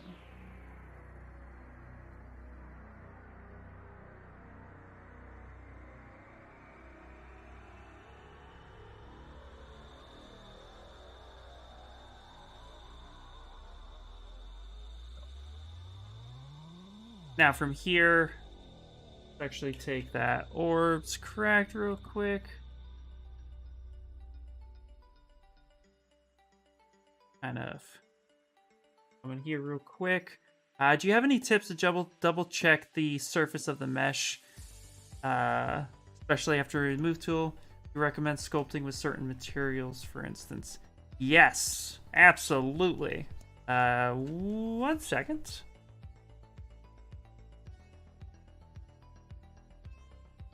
Absolutely. So, okay. So if you want to check the surface of your mesh, because you're absolutely right, like, especially after using the move tool, a lot of things can happen quick, fast, and in a hurry, and then we're like, what the heck? This looks so not good. So for materials, actually, that's probably the best way to do it. There's a couple materials I highly recommend. First and foremost, the biggest one is actually just going to be Matte Cap Gray, which is default. If we take a look at Matte Cap Gray, you can see all the little imperfections that are in it. And that in itself is a good way to be like, see right there? There it is. So I can drop my subdivisions, kind of come in, relax, smooth that area. Go back up, relax, smooth. Go back up one subtool, or one subdivision at a time. Kind of just nice, come in and nice smooth. Find another area that I don't like, drop it down a bit, relax, smooth it. So this is definitely one that I highly recommend. and then you can get that kind of clean. So if when you're working in subdivision levels, it'll be a lot easier to see all those imperfections. The other one too is you got a normal map material. You can kind of see how the normals are going to be when you're taking a look at them. That's for more if you're like, I wonder how the normal map is going to look before I send it into anything like Substance or whatnot. The other one too is just basic material, works out really great. Anything that basically won't hide it. My Skin Shave 4 kind of looks funky, so it definitely doesn't do well. The other thing you could do is you can go up to Render Preview AO and turn that on, and that with any material you have, it's actually going to showcase what's going on with that material. You can see a little bit of funkiness going on in there. So that's a good way to kind of check it as well. You can kind of see as soon as I turn that, see, like I could tell here this mesh is a little, I can already tell the mesh is kind of gross, but if I turn on Preview AO, that's going to really make that stand out. So that's a good way to do it for sure. And that's, yeah, that's pretty much it. If you just want to double check the surface of the mesh, I would definitely pick a harsh material. Something like I said, like Mad Cat Gray is one of my favorite. It really does just highlight how nasty it is. And then Preview AO. Turn that on. And then you can come in and be like, you know, I need to fix that. And so then we do.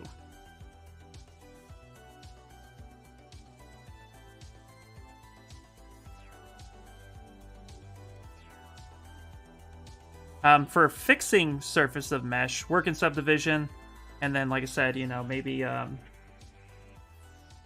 just when you work in subdivision, kind of step down, step up a little bit, make your cleanup, step up again, make your cleanup, step up one more, and go through all the subdivision levels. Because what happens a lot of times is, let's actually go up to subdivision level 4, and I'm gonna make a gouge, right?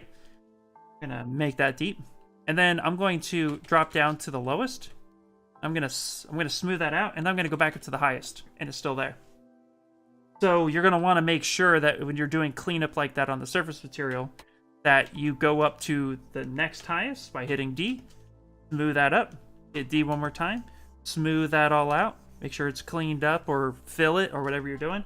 One more time, you see how that's still there. So when working in subdivisions, it's not just as simple as dropping all the way down and then stepping all the way up. You're going to want to step down, clean up the lowest, and then move your way up. So that will definitely help you clean that stuff up.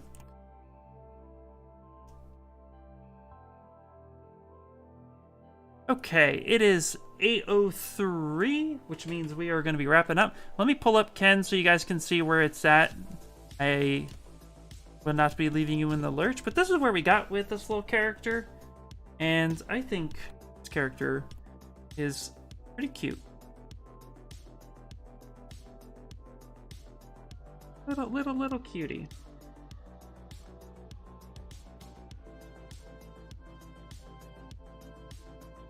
You know what? I want to make one change real quick. I want to do something real fast. I'm up here real quick. Let's see, real fast. Okay, I'm gonna go with Z plugin. I'm gonna go Z color. Z color will actually let me select colors outside of the world of ZBrush. I can click that, close that off. You're gonna go ahead and hit. Okay, symmetry is turned on. I'm actually gonna paint this real fast.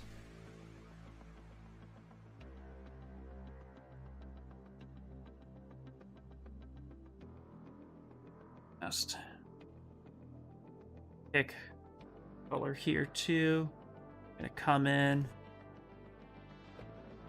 give him a little bit of a different expression. I didn't really like the kind of sad one that was going on. I thought it could be a little bit cuter. I go ahead and kind of that lip in just a little bit. Well, it's more like a beak, but get the gist. Like there. Ooh, that was weird. Okay. That fill, come in. Last spot there.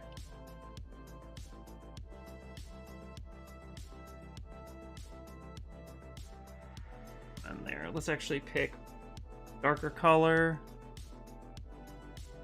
Ooh, that's a little too much.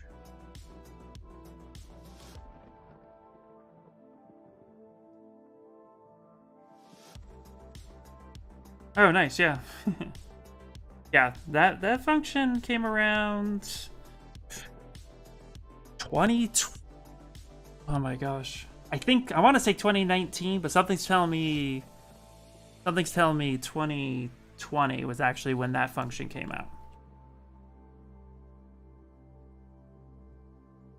So, not super new, but not really old either. Okay. This is where we are today. Hopefully you guys enjoyed this stream. Feel a little relaxed, smooth. We're talking about cleaning up that surface a bit. There we go. Okay, let's save it. And let me show you Ken real quick. Hit Master's block out. So he's still coming along. So I didn't do too much, just kind of refining his body a bit. Just still coming through. He's still very loose at the moment.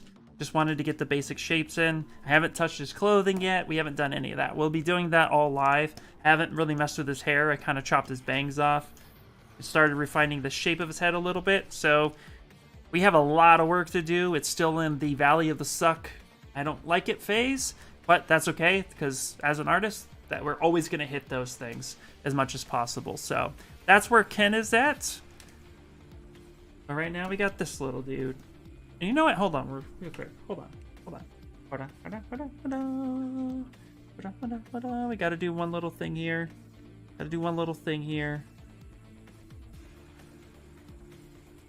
Okay, great. Have to do this. I can't leave without doing this.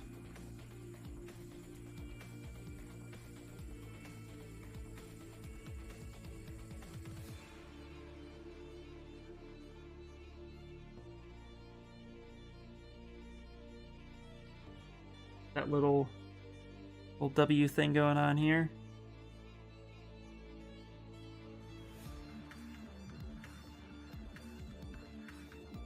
Clean this part up.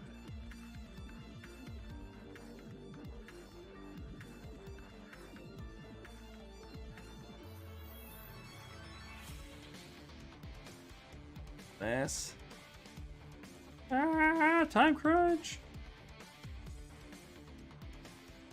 And then let's right there. There we go. There. I don't know. Awesome. Alright. Well, it was nice watching you sculpt the duck Pokemon, even though it was in a short time. Have a good one. Absolutely. Thank you guys so much. Hannibal. Okay, so figure and yes.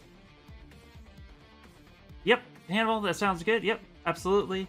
Can't wait to join your next stream. Thanks for Skype. Not a problem, guys. Thank you guys so much for joining. It was awesome. I stream typically every Sunday from 5 p.m. to 8 p.m. Pacific Standard Time, and I try my best to answer questions as much as possible. You guys have been awesome, so thank you guys so much for everything. And I'm going to create a little render of this guy, and then we'll end up posting him, and everything will be cool. So, again, have a great weekend. Have a great week, and I will see you guys next time. Bye, bye, bye, bye, bye.